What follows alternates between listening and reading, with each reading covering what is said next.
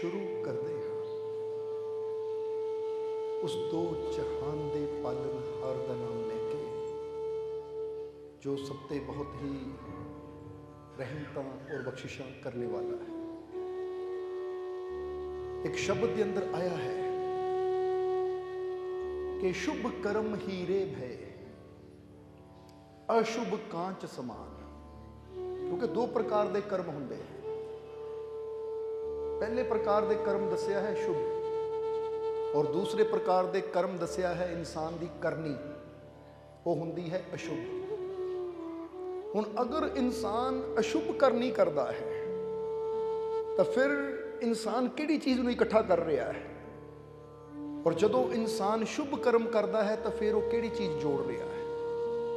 सो इस शब्द के अंदर यही गल समझाने की कोशिश की गई है कि ऐ प्यारिया दो प्रकार के काम होंदे है, कर्म होंदे है।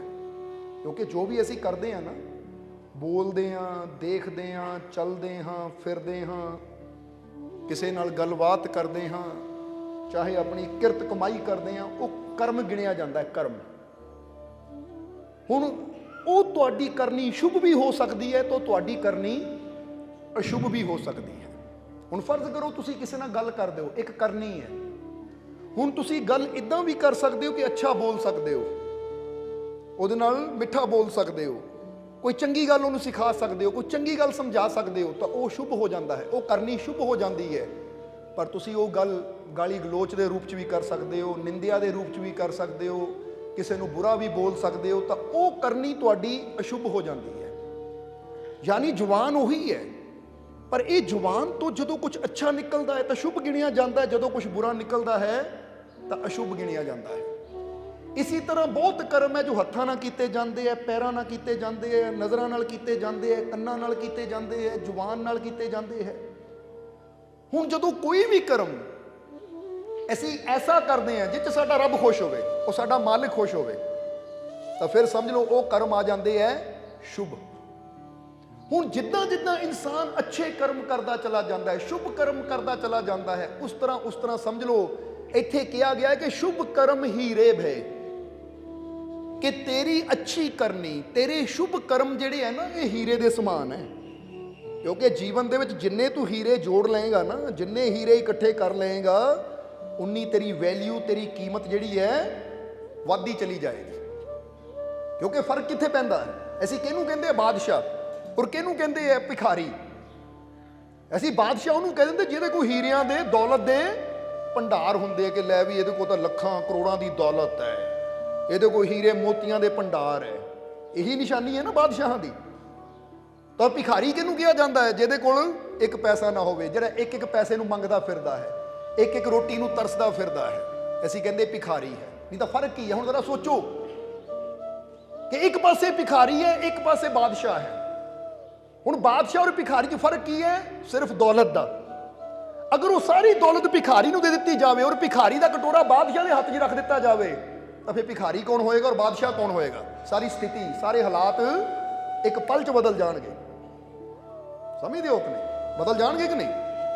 क्योंकि ऐसी कहते हैं आ बंदे को 1 करोड़ है, 10 करोड़ है, ये अमीर, आ बंदे को 1 पैसा भी है नहीं, ये गरीब। और हुणे ही कोई आवे ओदा 10 करोड़ खो के या ओदे कोलों 10 करोड़ लैके वो भिखारी नूं दे देवे, तो ओदे कोल 0 हो जावे, तो फिर असीं कहना हुण आ अमीर है तो आ गरीब। सिर्फ 1 second they which game change हो जाती है, जिंदगी बदल जाती है। इसलिए इत्थे दसिया गया है कि तेरे जीवन की कीमत शुभ करनी दे नाल है। क्योंकि इत्थे एक हजरत उमर के जीवन का बड़ा प्यारा किस्सा याद आ गया सानू, कि जदों हजरत उमर नूं खिलाफत मिली, खलीफा बनाया गया, पूरे अरब दा बादशाह बन गए वो। क्योंकि पहला हजूर मुहम्मद सी, फिर उन्हां तो बाद हजरत अबू बकर खलीफा बने, फिर हजरत अबू बकर तो बाद हजरत उमरे फारूक। हुण उमरे फारूक नूं जदों खलीफा बनाया गया, खिलाफत मिली, यानी पूरे अरब ते उन्हां दा राज सी, हुण एक किस्म दे बादशाह सी। पर उन्हां दी जिंदगी इन्नी सादी सी कि कपड़े इन्ने सादे पांदे हुंदे सी कि कई जगह टाकियां लगियां हुंदियां सी, पैबंद लगे हुंदे सी। टाकियां तुसीं समझदे हो ना, जिद्दां कपड़ा फट जावे तो थोड़ा जिहा कपड़ा लैके उत्थे सी लैणा नूं, इदां। हुण जदों हजरत उमर नूं खिलाफत मिली और उस गद्दी ते बैठे, खिलाफत दी गद्दी ते हुण पूरे अरब दे बादशाह है और कपड़े पांदे है सादे फटे हुए जिते टाकियां लगियां हुई है। तो जिहड़े उन्हां दे प्रेमी सी उन्होंने एक दिन हजरत अली नूं कहा कि हजरत अली उमरे फारूक नूं कहो कि हुण तुसीं बादशाह हो, हुण तुसीं अरब दे बादशाह हो, बड़े बड़े बादशाह बड़े बड़े अमीर हुण तुहानूं मिलण आंदे है भी तुसीं हुण कपड़े तां कुछ चंगे पा लिया करो। कदों तक टाकियां वाले कपड़े पाओगे, कदों तक आही पुराने कपड़े पाओगे? क्योंकि ठीक है जदों तक बादशाहत नहीं सी, इस गद्दी ते नहीं बैठे सी, उदों तक गल होर सी। हुण तां इह गद्दी मिल गई, तुहानूं खिलाफत मिल गई है, कम से कम हुण तां कपड़े अच्छे पा लो। क्योंकि किन्ने लोग तुहानूं मिलण आंदे है, किन्ने लोग तुहानूं देखण आंदे है, क्योंकि बादशाहां नूं बहुत लोग मिलण जांदे है। ये बई देखिए हुण हजूर मुहम्मद दे उत्तों बाद उन्हां दी खिलाफत किहदे हवाले हुई है। लोग दूरों दूरों आंदे, पहली बार मिलण आंदे, कई कोई किसी देश तो आ रहा, कोई किसी देश तो आ रहा है, क्योंकि हुंदा ही है ना, बंदा कहंदा हुण इस गद्दी ते जो हजूर दी गद्दी उत्ते कौन बैठा, एक बार मिल के आइए। इसलिए वो प्रेमियां ने हजरत अली नूं कहा कि हजरत अली साडे 'च हिम्मत नहीं है उमरे फारूक नूं सीधा कहण दी, पर तुसीं तां उन्हां दे यार हो, क्योंकि हजूर दे 4 यार हजरत अबू बकर, हजरत उमरे फारूक, हजरत उस्मान और हजरत अली। इसलिए इन्हां नूं चारां नूं खिलाफत मिली, क्योंकि हजरत उमर तो बाद हजरत उस्मान उस खिलाफत दे मालिक बने, यानी उन्होंने खिलाफत मिली, और फिर हजरत उस्मान तो बाद हजरत अली नूं मिली सी। इसलिए उन्होंने बेनती की थी साथियां ने कि हजरत अली तुसीं तां कह सकते हो, क्योंकि तुहाडी गल सुनते भी है तो तुहाडी गल मन्नणगे भी। हुण हजरत अली ने उन्होंने समझाया, कहते जिथे तक मैं हजरत उमर नूं जानदा है ना, उन्होंने ये गल ते शायद ही राजी होण, क्योंकि जिथों तक मैं जानदा, क्योंकि पता ही हुंदा बंदे नूं अपने साथियों का कि जिहदे नाल मैं यारी लाई है उसकी सोच कैसी है, उसका सुभाव कैसा है, क्योंकि उन्होंने बादशाहत नाल कोई मतलब नहीं है। एक तो हुंदा इंसान बादशाह बन के दुनिया नूं दिखाना चाहता कि देखो मैं बादशाह, मेरी शान देखो। अज हो जाता ना कोई माड़ा जिहा MLA बन जाए, कोई माड़ा जिहा मिनिस्टर बन जाए, वो भी अपने नाल 2-2 गड्डियां जिप्सियां अगे पिछे लवा दिंदा कि लोगों 'च मेरा रोब होवे, पता लगे मंत्री की गड्डी जा रही है। और इधर हजरत उमर एडी वड्डी पूरे अरब के बादशाह, दुनिया झुकदी है उन्हां अगे, पर अंदर इन्ना प्रेम है, इन्नी निमरता है। ताही तो गुरबाणी भी कहती हृदय गरीबी आवे, कि हृदय गरीबी आनी चाहिए है।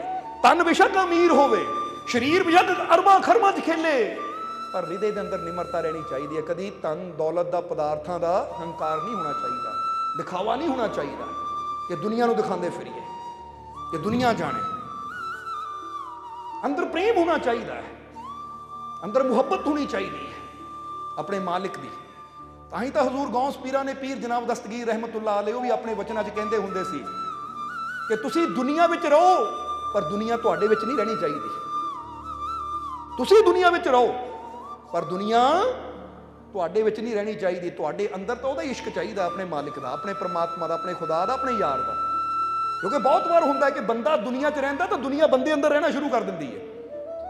कभी विचार करके देखो, चेक करो अपने आप को कि मेरे अंदर ये दुनिया नूं बनाउण वाला वो मालिक रहिंदा है या मेरे अंदर ये दुनिया ही रहिंदी है। कई कह देंगे ना मैं दुनिया की आ चीज़ तो, क्योंकि कईयां नूं धन नाल इन्ना प्यार हो जाता, कईयां नूं पदार्थां नाल इन्ना प्यार हो जाता, कईयां नूं किसी चीज़ नाल इन्ना प्यार हो जाता कि बंदा उहदे पिछे जान तक देण नूं तैयार हो जाता कि नहीं। धन पिछे मरदे देखे ना लोग, जमीनां पिछे लोग मरदे देखे, मकानां पिछे लोग मरदे देखे, ये लड़ाई करते हैं, झगड़े करते हैं, डांगा चल जांदियां, लाठियां चल जांदियां, गोलियां चल जांदियां, भरा भरा दा दुश्मन बन जाता है, चाचे ताए दुश्मन बन जाते हैं। काहदे पिछे? क्योंकि दुनिया हुण अंदर वस गई, दुनिया का प्रेम अंदर वस गया, वो लोभ अंदर वस गया, लालच अंदर वस गया। इस करके उहदे पिछे बंदा अपनी जान ही दे दिंदा है। ताही तो असीं गल कहांगे, इकबाल ने बड़ा प्यारा लिखिया है, ना तू ज़मीं के लिए है ना आसमां के लिए, जहां है तेरे लिए तू नहीं जहां के लिए। इकबाल ने बहुत प्यारा लिखिया है, क्योंकि इकबाल की शायरी है। उन्होंने लिखा है कि सारे जहां से अच्छा हिंदुस्तान हमारा। वो जरा समझना, ऐसे शायर से इकबाल हूं दस दे, ना तू जमीन के लिए है ना आसमां के लिए, जहां है तेरे लिए तू नहीं जहां के लिए कि जमीन वास्ते पैदा नहीं रब ने तेनू कीता, आसमान वास्ते पैदा नहीं तेनू रब ने कीता, रब ने तेनू पैदा किया अपने वास्ते कि मैं तेनू ये जीवन दिता है मेरे प्यारिया अपने वास्ते। ये दुनिया तेरे वास्ते बनाई है मैं, ताही तो तुसी दुनिया की हर चीज़ का फायदा लेंदे हो, हवावां का फायदा लेंदे हो, सूरज की रोशनी का फायदा लेंदे हो, पेड़ पौधों का फायदा लेंदे हो, पानी का, अन्न का, हर चीज़ का तुसी लाभ लेंदे हो। वो कहंदे सब कुछ मैं तेरे वास्ते बनाया है पर तैनू अपने वास्ते बनाया है। अज बंदा अपने मालिक नू प्रेम करन दी बजाए, अपने मालिक नाल मुहब्बत करन दी बजाए ओहदियां बनाईयां दातां नाल ही जिहड़ियां साडे वास्ते चीज़ां बनाईयां ओहदे नाल ही प्रेम करदा फिरदा है। और यही इंसान दे दुखां दा कारण भी है, समझदे हो कि नहीं?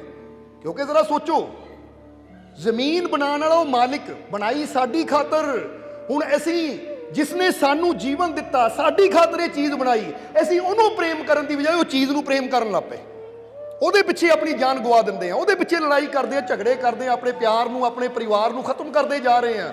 ਇਹ ਕਿੱਥੇ ਦੀ ਸਮਝਦਾਰੀ ਹੈ?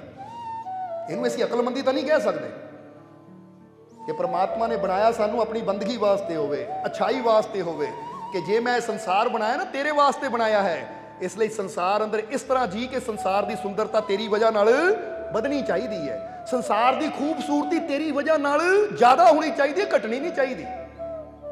ਇਹ ਯਾਦ ਰੱਖੋ ਤੁਸੀਂ, ਕਿਉਂਕਿ ਜਦੋਂ ਤੁਸੀਂ ਇਦਾਂ ਦੀ ਜ਼ਿੰਦਗੀ ਜਿਉਂਦੇ ਹੋ ਕਿ ਜਿਹਦੇ ਨਾਲ ਦੁਨੀਆ ਹੋਰ ਸੁੰਦਰ ਹੋ ਜਾਵੇ, ਜਿਹਦੇ ਨਾਲ ਦੁਨੀਆ ਤੇ ਹੋਰ ਖੁਸ਼ੀਆਂ ਵੱਧ ਜਾਣ, ਜਿਹਦੇ ਨਾਲ ਦੁਨੀਆ ਤੇ ਹੋਰ ਹੱਸੀ ਵੱਧ ਜਾਵੇ, ਤਾਂ ਫਿਰ ਤੁਹਾਡਾ ਜੀਣਾ ਸਫਲ ਹੈ। ਤਾਂ ਜੇ ਤੁਸੀਂ ਇਦਾਂ ਦੀ ਜ਼ਿੰਦਗੀ ਜਿਉਂਦੇ ਹੋ ਕਿ ਦੁਨੀਆ ਤੇ ਪਰੇਸ਼ਾਨੀ ਵਧੇ, ਟੈਨਸ਼ਨ ਵਧੇ, ਤਕਲੀਫ ਵਧੇ, ਰੋਣਾ ਵਧੇ, ਦੁੱਖ ਵਧਣ, ਬੁਰਾਈ ਵਧੇ, ਤਾਂ ਫਿਰ ਤੁਹਾਡਾ ਜੀਵਨ ਵਿਅਰਥ ਹੈ। ਫਿਰ ਤੁਸੀਂ ਆਪਣੇ ਜੀਵਨ ਦਾ ਉਹ ਸਹੀ ਮਕਸਦ ਪੂਰਾ ਕਰ ਹੀ ਨਹੀਂ ਰਹੇ जिस वास्ते वो मालिक ने तुहानू दुनिया ते जन्म दिता है। ये याद रखना। इसलिए अपने आप तो सवाल पूछया करो कि मैं ये दुनिया नू सुंदर बनाने विच योगदान दे रहा हाँ या बदसूरत बनाने विच योगदान दे रहा? कदी पूछया करो अपने आप को, क्योंकि अगर तुसी बुरे कर्म करते हो तो तुसी ये सुंदर दुनिया नू बदसूरत बनाने दे काम कर रहे हो, तो जे तुसी शुभ कर्म करते हो, अच्छे कर्म करते हो, तो फिर समझ लो ਇਹ ਦੁਨੀਆ ਦੀ ਸੁੰਦਰਤਾ ਨੂੰ ਹੋਰ ਜ਼ਿਆਦਾ ਵਧਾਉਣ ਵਿੱਚ ਤੁਸੀਂ ਸਹਿਯੋਗ ਦੇ ਰਹੇ ਹੋ, ਔਰ ਫਿਰ ਪਰਮਾਤਮਾ ਖੁਸ਼ ਹੋਏਗਾ। ਜਿੱਦਾਂ ਹੁੰਦਾ ਨਾ ਕਿ ਕਮਰਾ ਹੁੰਦਾ ਹੈ, ਘਰ ਹੁੰਦਾ ਹੈ, ਇੱਕ ਇਨਸਾਨ ਆਂਦਾ ਹੈ ਉਸ ਘਰ ਦੇ ਅੰਦਰ ਸਜਾਵਟ ਕਰਦਾ ਹੈ ਕਿ ਮੈਂ ਕਮਰੇ ਨੂੰ ਜ਼ਿਆਦਾ ਸੁੰਦਰ ਬਣਾ ਦੇਵਾਂ, ਕਿਤੇ ਗੁਲਦਸਤਾ ਰੱਖਦਾ ਹੈ, ਹੁੰਦੇ ਨਾ ਘਰ ਦੇ ਵਿੱਚ, ਕਿਤੇ ਪੋਟ ਰੱਖਦਾ ਹੈ, ਗੁਲਦਸਤਾ ਰੱਖਦਾ ਹੈ, किते गुलाब के फुल रखेगा, किते कोई दूसरे फुल रखेगा, किते पेंटिंग लाएगा, किते अगरबत्ती लाएगा, खुशबू लाएगा, परफ्यूम छिड़काएगा। क्यों? ताकि मेरे कमरे की सुंदरता होर वध जाए। हुण जिहड़ा सुंदरता नूं वधाउण वाले काम करेगा असीं उहनूं कहांगे शाबाश भी तेरे आण नाल तां इह घर होर भी सोहना हो गया, सुंदर हो गया, शुक्र है तू इस घर च आया। फिर बंदा कहंदा बहुत शुक्रिया, बड़ी मेहरबानी, मेरी जिंदगी में हजूर आ पाए। फिर शुकराना करता है बंदा कि तेरे आन दे नाल मेरे ये जीवन च होर भी खुशी आ गई, ये मेरा जीवन होर भी सुंदर हो गया, ये दुनिया होर भी अच्छी हो गई। हुण एक दूसरी किस्म का इंसान हुंदा है, वो घर च आंदा है तो कमरे नूं की करदा है, खलारा पा दिंदा है। जे माड़े मोटे किते सोफे सैट कीते हुए, कुर्सियां सैट है, कदी उहनूं इत्थे हिला के उधर कर देगा, उधरों हिला के उधर कर देगा, समान बखेर देगा, तो असीं पता की कहना है, ओ भाई तू साडे घर ही ना आया कर, तेरे आण नाल तां सारा अस्त व्यस्त हो जाता है, सारा खलारा पै जाता है। जो साडा घर माड़ा मोटा कमरा सैट हुंदा ना, तू तां उहनूं खलार के वो सुंदरता नूं बिगाड़ के चला जाता है। इसलिए इदां दे मेहमान नूं दूरों ही सलाम है, दूरों ही नमस्कार है। बोलो इदां सही है कि नहीं? हुण तुसीं भी ये सोचना है, ये सारा संसार, ये सारी दुनिया रब दा घर है कि नहीं? किहदा घर है दुनिया? जवाब तुसीं दे दिओ। असीं परमात्मा दे घर कहंदे हैं ना, या तुहाडा घर है? तुसी तो मुसाफिर हो। तुसी की हो? मुसाफिर। क्योंकि मुसाफिर उन्होंने कहा जाता जिद्दां ही किते चले जाते हैं ना किसी होटल दे विच 2 दिन 4 दिन हफ्ते 10 दिन वास्ते कमरा बुक करा लेंदे हैं, तो सानू पता है होटल साडा नहीं है, असीं इत्थे मुसाफिर आए हैं। समझदे हो कि नहीं? इसलिए साडी तो एक आदत है, क्योंकि अपनी आदत तो ही असीं तुहानू सिखा सकते हैं कि असीं किसी होटल दे विच भी कमरा लईए ना, कदी प्रदेश जाना होवे, बाहर भी जाना होवे, या इंडिया च भी कदी किते जाना होवे, तो जदों असीं वो रूम नूं छड्डीदा है ਅਸੀਂ ਤਾਂ ਬਿਸਤਰ ਦੀ ਚਾਦਰ ਨੂੰ ਵੀ ਸੈੱਟ ਕਰਕੇ ਆਈਦਾ ਹੈ, ਮੁੰਡਿਆਂ ਨੂੰ ਕਹੀਦਾ ਹੈ ਪੂਰੀ ਸੈੱਟ ਕਰੋ। ਸਮਝਦੇ ਹੋ ਕਿ ਨਹੀਂ? ਹਾਲਾਂਕਿ ਪਤਾ ਕਿਰਾਇਆ ਦੇਣਾ ਹੈ, ਪਰ ਫਿਰ ਵੀ ਸਾਡੇ ਵੱਲੋਂ ਕੋਸ਼ਿਸ਼ ਹੁੰਦੀ ਕਿ ਜਦੋਂ ਜਾਈਏ ਤਾਂ ਕਮਰੇ ਨੂੰ ਇਦਾਂ ਦਾ ਬਣਾ ਕੇ ਜਾਈਏ ਕਿ ਅਗਲੇ ਵੀ ਤਾਰੀਫ ਕਰਨ, ਵਾਕਈ ਇੱਥੇ ਕੋਈ ਸਮਝਦਾਰ, ਕੋਈ ਵਿਵੇਕਵਾਨ ਰਹਿ ਕੇ ਗਿਆ ਹੈ। ਇਦਾਂ ਨਾ ਲੱਗੇ ਕਿ ਕੋਈ ਜਾਨਵਰ ਇਦਾਂ ਖਲਾਰਾ ਖਲੂਰਾ ਪਾ ਕੇ ਚਲਾ ਗਿਆ ਇੱਥੋਂ। ਸਾਡੀ ਤਾਂ ਇਹ ਕੋਸ਼ਿਸ਼ ਹੁੰਦੀ। ਨਹੀਂ ਤਾਂ ਬੰਦਾ ਕਹਿੰਦਾ ਪੈਸੇ ਦੇਣੇ, ਉਹ ਪੈਸੇ ਦੀ ਗੱਲ ਨਹੀਂ ਹੈ, ਗੱਲ ਹੈ ਉਹਨਾਂ ਨੂੰ ਪਤਾ ਲੱਗਣਾ ਚਾਹੀਦਾ ਹੈ ਕਿ ਇੱਥੇ ਇਨਸਾਨ ਕੈਸਾ ਰੁਕ ਕੇ ਗਿਆ, ਕਿਉਂਕਿ ਤੁਹਾਡੇ ਉੱਠਣ ਬੈਠਣ ਤੋਂ ਹੀ ਪਤਾ ਲੱਗਦਾ ਹੈ। ਸਮਝਦੇ ਹੋ ਕਿ ਨਹੀਂ? ਲੜਕੇ ਤਾਂ ਜਾ ਕੇ ਸਾਡੇ ਰੂਮ ਦੇ ਵਿੱਚ ਸੈਂਟ ਵੀ ਇਦਾਂ ਛਿੜਕਾ ਦੇਣਗੇ ਕਿ ਉਹ ਵੀ ਹੈਰਾਨ ਹੋਣਗੇ ਕਿ ਸਾਡੇ ਪੂਰੇ ਹੋਟਲ 'ਚੋਂ ਮਹਿਕ ਆਉਣੀ ਸ਼ੁਰੂ ਹੋ ਗਈ ਹੈ। ਇਦਾਂ ਦਾ ਬੰਦਾ ਇੱਥੇ ਰੁਕਿਆ ਹੈ, ਯਾਨੀ ਇਦਾਂ ਦੀ ਸੈਟਿੰਗ ਕਰ ਦਿੰਦੇ ਉਹ ਕਿ ਹੋਟਲ ਵਾਲੇ ਵੀ ਕਹਿੰਦੇ ਹੈ ਕਿ ਇਹਨਾਂ ਦੇ ਆਉਣ ਨਾਲ ਹੀ ਸਾਡੇ ਹੋਟਲ 'ਚ ਬਦਲਾਵ ਆ ਜਾਂਦਾ ਹੈ। ਸੋ ਇਹ ਕਿਉਂ ਤੁਹਾਨੂੰ ਦੱਸ ਰਹੇ ਹਾਂ ਕਿ ਜ਼ਿੰਦਗੀ ਤੁਹਾਡੀ ਐਸੀ ਹੋਣੀ ਚਾਹੀਦੀ, ਜਿੱਥੋਂ ਵੀ ਤੁਸੀਂ ਗੁਜ਼ਰ ਜਾਓ ਨਾ, ਇੱਕ ਰਾਤ ਵੀ ਤੁਸੀਂ ਕਿਤੇ ਰੁਕ ਜਾਓ ਤਾਂ ਉੱਥੇ ਇਦਾਂ ਦਾ ਵਾਤਾਵਰਨ ਬਣਾ ਕੇ ਜਾਓ ਕਿ ਲੋਕ ਤੁਹਾਨੂੰ ਯਾਦ ਕਰਨ, ਤੁਹਾਡੀ ਤਾਰੀਫ ਕਰਨ ਕਿ ਵਾਕਈ ਬੰਦਾ ਚਾਹੇ ਇੱਕ ਰਾਤ ਵਾਸਤੇ ਰੁਕਿਆ ਪਰ ਬਹੁਤ ਅੱਛਾ ਰੁਕਿਆ। ਤਾਂ ਤੁਸੀਂ ਇਦਾਂ ਵੀ ਕਰ ਸਕਦੇ ਹੋ, ਪਿੱਲੋ ਇੱਥੇ, ਸਿਰਹਾਣਾ ਇੱਥੇ, ਚਾਦਰ ਇੱਥੇ, ਕੰਬਲ ਇੱਥੇ, ਗਲਾਸ ਉੱਥੇ। ਬੋਲੋ ਸਮਝਦੇ ਹੋ ਕਿ ਨਹੀਂ? ਇਦਾਂ ਖਲਾਰਾ ਪਾ ਕੇ ਵੀ ਜਾ ਸਕਦੇ ਹੋ। ਜਿਹੜਾ ਸਫਾਈ ਕਰਨਾ ਹੋਵੇ ਉਹ ਸੋਚੇ ਪਤਾ ਨਹੀਂ ਇੱਥੇ ਇਨਸਾਨ ਰਹਿ ਕੇ ਗਿਆ, ਕੋਈ ਜਾਨਵਰ ਰਹਿ ਕੇ ਗਿਆ, ਕਿੱਦਾਂ ਖਲਾਰਾ ਪਾ ਗਿਆ। ਇਹ ਜੀਵਨ ਦੀਆਂ ਗੱਲਾਂ ਦੱਸ ਰਹੇ ਹਾਂ ਤੁਹਾਨੂੰ, ਕਿਉਂਕਿ ਇਹਨਾਂ ਚੀਜ਼ਾਂ ਤੋਂ ਵੀ ਅਸੀਂ ਸਿੱਖਿਆ ਲੈ ਸਕਦੇ ਹਾਂ ਕਿ ਅਸੀਂ ਇਹ ਦੁਨੀਆ ਨੂੰ ਕੈਸਾ ਬਣਾਉਣਾ ਹੈ। ਇਸ ਲਈ ਸਾਡੀ ਹਮੇਸ਼ਾ ਕੋਸ਼ਿਸ਼ ਰਹਿੰਦੀ ਹੈ ਕਿ ਜਿੱਥੇ ਵੀ ਬੈਠ ਜਾਈਏ, ਚਾਹੇ 2 ਘੜੀਆਂ ਬਹਿ ਜਾਈਏ, ਜਿੱਥੋਂ ਦੀ ਵੀ ਗੁਜ਼ਰ ਜਾਈਏ, ਚਾਹੇ ਇੱਕ ਵਾਰੀ ਗੁਜ਼ਰਨਾ ਹੋਵੇ, ਇਦਾਂ ਦਾ ਗੁਜ਼ਰੀਏ, ਇਦਾਂ ਦਾ ਵਾਤਾਵਰਨ ਬਣਾ ਦਈਏ ਕਿ ਲੋਕ ਯਾਦ ਕਰਨ, ਯਾਦ ਰੱਖਣ ਲੋਕ ਕਿ ਕਿਸੇ ਨਾਲ ਮੁਲਾਕਾਤ ਹੋਈ ਸੀ, ਇਹਨੂੰ ਮਿਲ ਕੇ ਹੀ ਆਨੰਦ ਆ ਗਿਆ।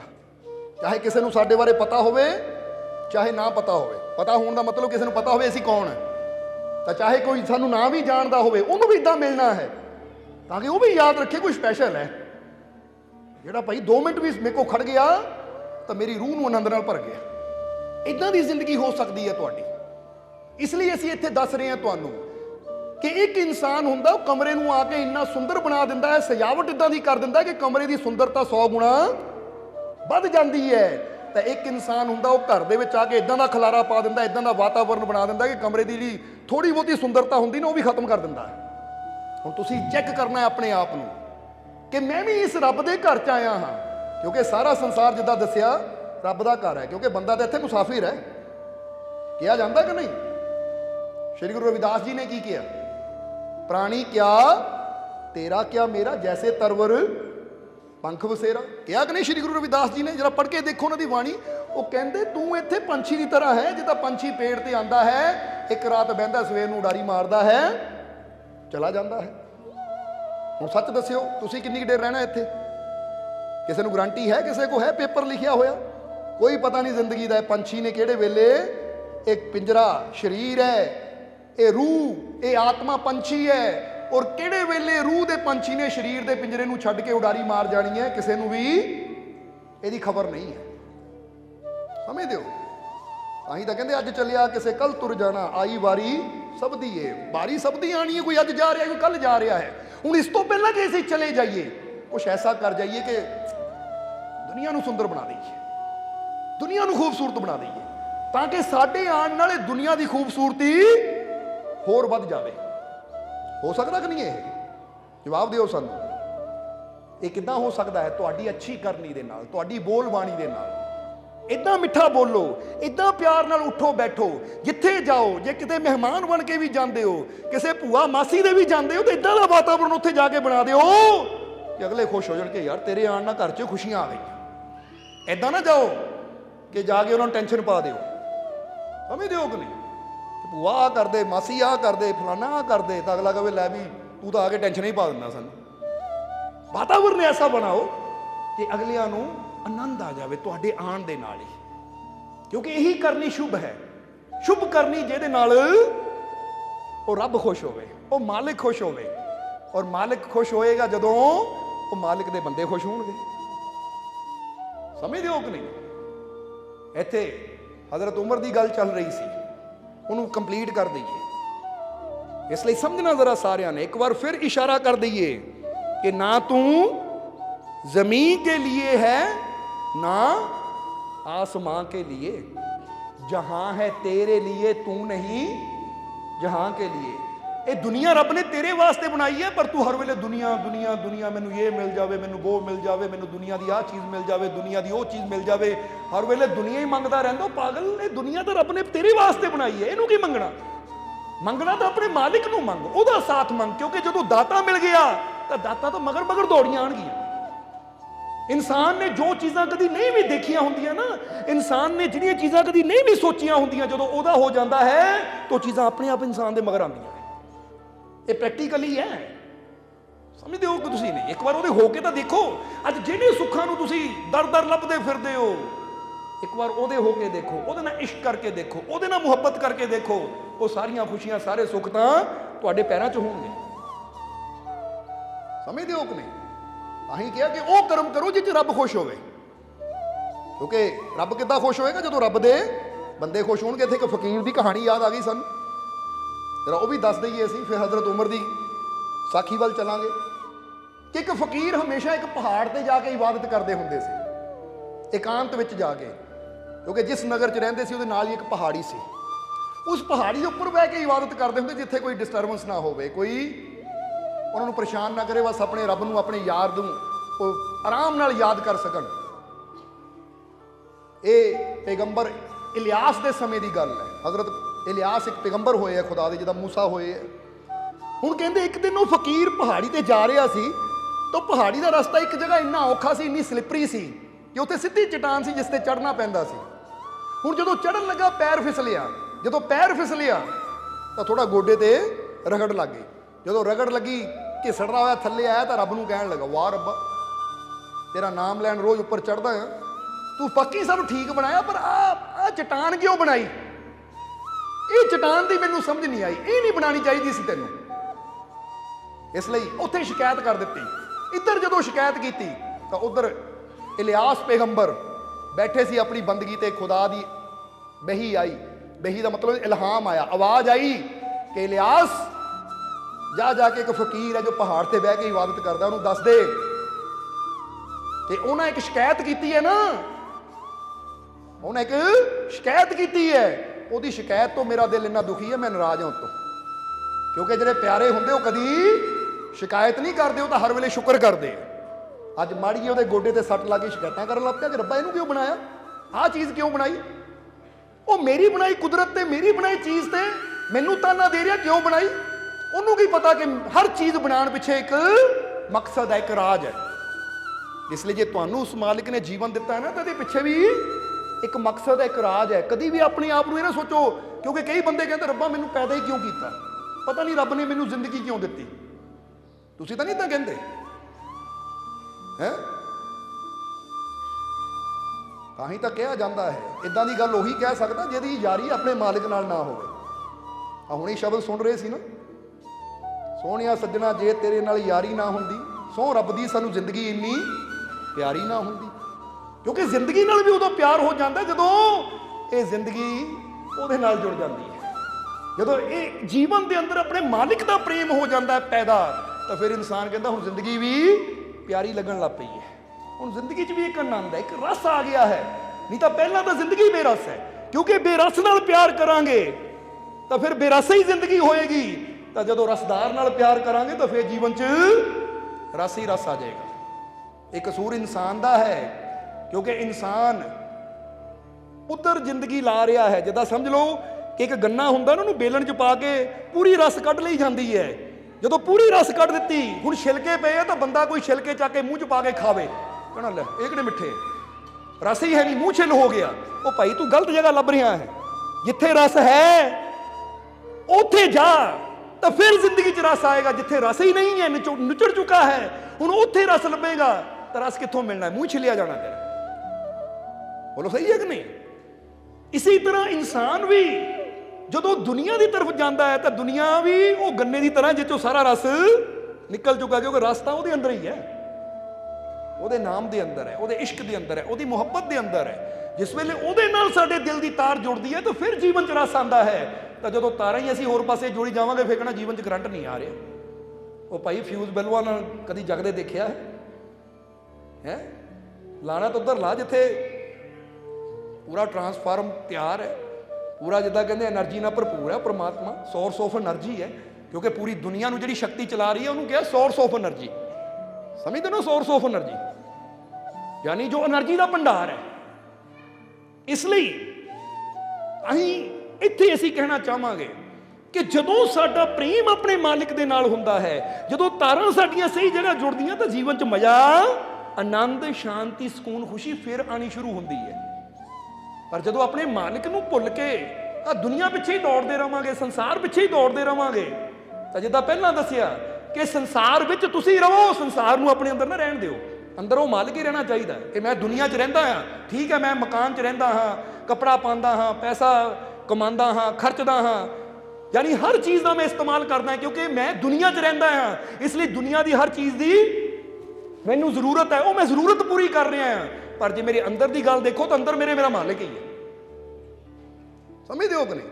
ਅੰਦਰ ਮੇਰੇ ਉਹਦਾ ਇਸ਼ਕ ਹੈ, ਉਹਦੀ ਮੁਹੱਬਤ ਹੈ, ਕਿਉਂਕਿ ਬਾਹਰੀ ਤੌਰ ਤੇ ਦੁਨੀਆ, ਅੰਦਰੂਨੀ ਤੌਰ ਤੇ ਉਹ ਮੇਰਾ ਮਾਲਿਕ। ਕਿਉਂਕਿ ਕੱਪੜੇ ਦੀ ਜ਼ਰੂਰਤ ਹੈ ਬਾਹਰੀ ਤੌਰ ਤੇ, ਬੋਲੋ ਹੈ, ਭੋਜਨ ਦੀ ਜ਼ਰੂਰਤ ਹੈ ਬਾਹਰੀ ਤੌਰ ਤੇ ਹੈ, ਹਰ ਚੀਜ਼ ਦੀ, ਮਕਾਨ ਦੀ ਜ਼ਰੂਰਤ ਹੈ ਬਾਹਰੀ ਤੌਰ ਤੇ ਹੈ, ਪਰ ਹੁਣ ਇਹ ਬਾਹਰੀ ਤੌਰ ਤੇ ਹੈ, ਅੰਦਰੂਨੀ ਤੌਰ ਤੇ ਤਾਂ ਉਹਦੇ ਇਸ਼ਕ ਦੀ ਜ਼ਰੂਰਤ ਹੈ, ਉਹਦੇ ਵਿਸ਼ਵਾਸ ਦੀ ਜ਼ਰੂਰਤ ਹੈ, ਉਹਦੀ ਮੁਹੱਬਤ ਦੀ ਜ਼ਰੂਰਤ ਹੈ, ਉਹਦੀ ਰਹਿਮਤ ਦੀ ਜ਼ਰੂਰਤ ਹੈ। ਇਸ ਲਈ ਬਾਹਰੀ ਤੌਰ ਤੇ ਇਹ ਚੀਜ਼ਾਂ ਤਾਂ ਅੰਦਰੂਨੀ ਤੌਰ ਤੇ ਉਹਦੀ ਰਹਿਮਤ, ਔਰ ਜਦੋਂ ਉਹਦੀ ਰਹਿਮਤ ਨਾਲ ਸਾਡੀ ਸੁਰਤੀ ਜੁੜਦੀ ਹੈ ਫਿਰ ਬਾਹਰੀ ਤੌਰ ਤੇ ਵੀ ਖੁਸ਼ੀਆਂ ਆਪਣੇ ਆਪ ਹੀ ਆਣੀਆਂ ਸ਼ੁਰੂ ਹੋ ਜਾਂਦੀਆਂ ਹੈ। ਸਮਝ ਰਹੇ ਹੋ ਕਿ ਨਹੀਂ? ਇਸ ਲਈ ਧਿਆਨ ਦੇਣਾ, ਕਿਉਂਕਿ ਸੰਤਾਂ ਫਕੀਰਾਂ ਦੇ ਵਚਨ ਹੀ ਸਾਡੇ ਜੀਵਨ ਨੂੰ ਬਦਲਦੇ ਹੈ। ਤਾਂ ਹੀ ਕਿਹਾ ਜਾਂਦਾ ਕਿ ਪੂਰਾ ਧਿਆਨ ਬਚਨਾਂ ਨਾਲ ਜੋੜ ਦਿਆ ਕਰੋ।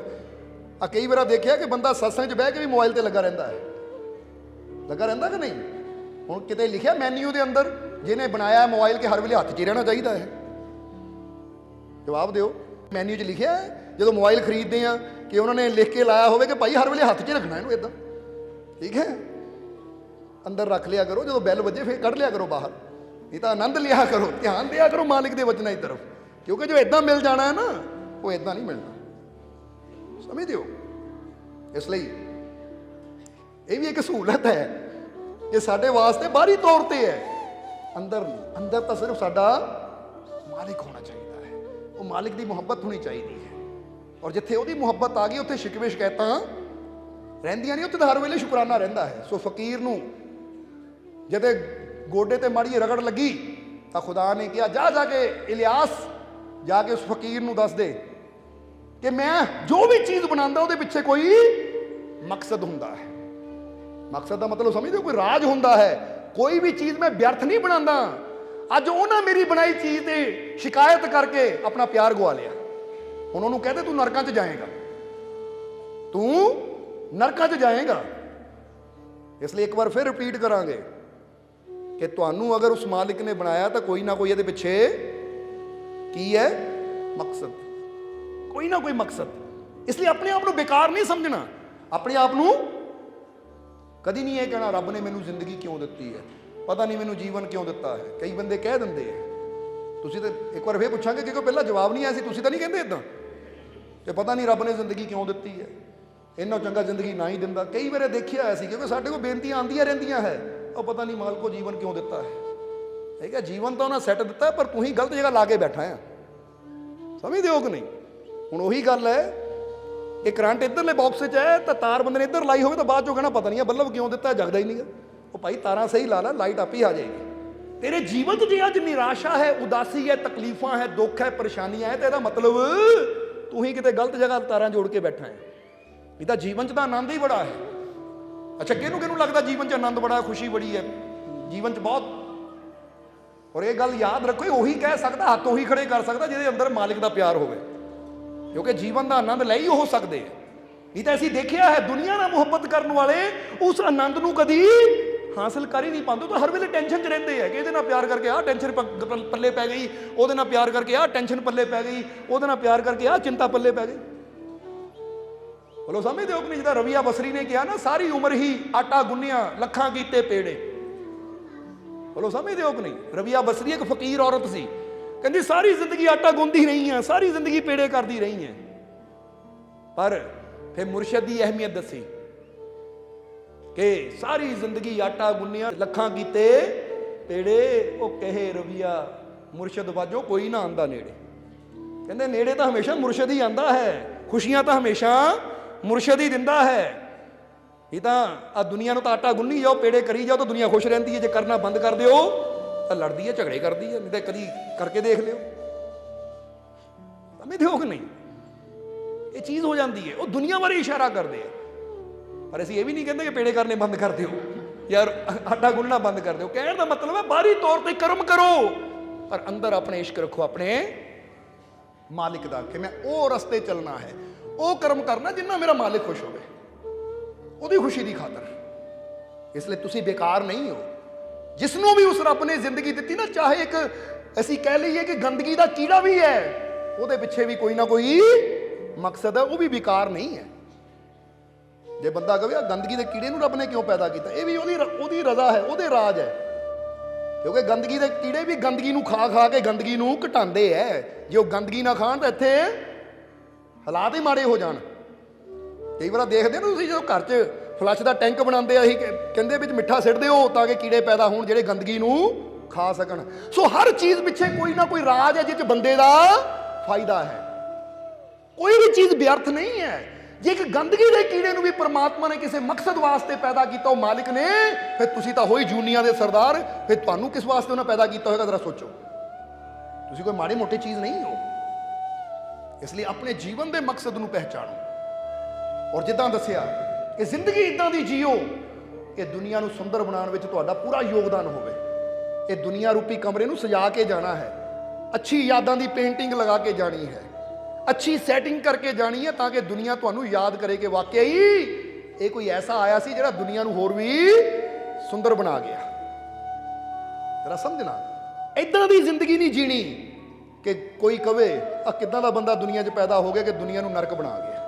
आ दुनिया की सुंदरता जिहड़ी सी ना, दुनिया ते हसी सी, खुशी सी, आनंद सी, शांति सी, उन्हें खत्म करके चला गया। क्योंकि हुण तुसीं देखो इत्थे बैठे हो, तुसीं इदां भी कर सकते हो कि पूरा माहौल खुशी वाला हो जाए, और तुसीं इदां दी हरकत भी कर सकते हो कि पूरे माहौल 'च टेंशन हो जाए, लड़ाई हो जाए, झगड़ा हो जाए। हुण अगर झगड़े वाली गल हुंदी है तो असीं की कर रहे हैं, वो वातावरण को बदसूरत कर रहे हैं।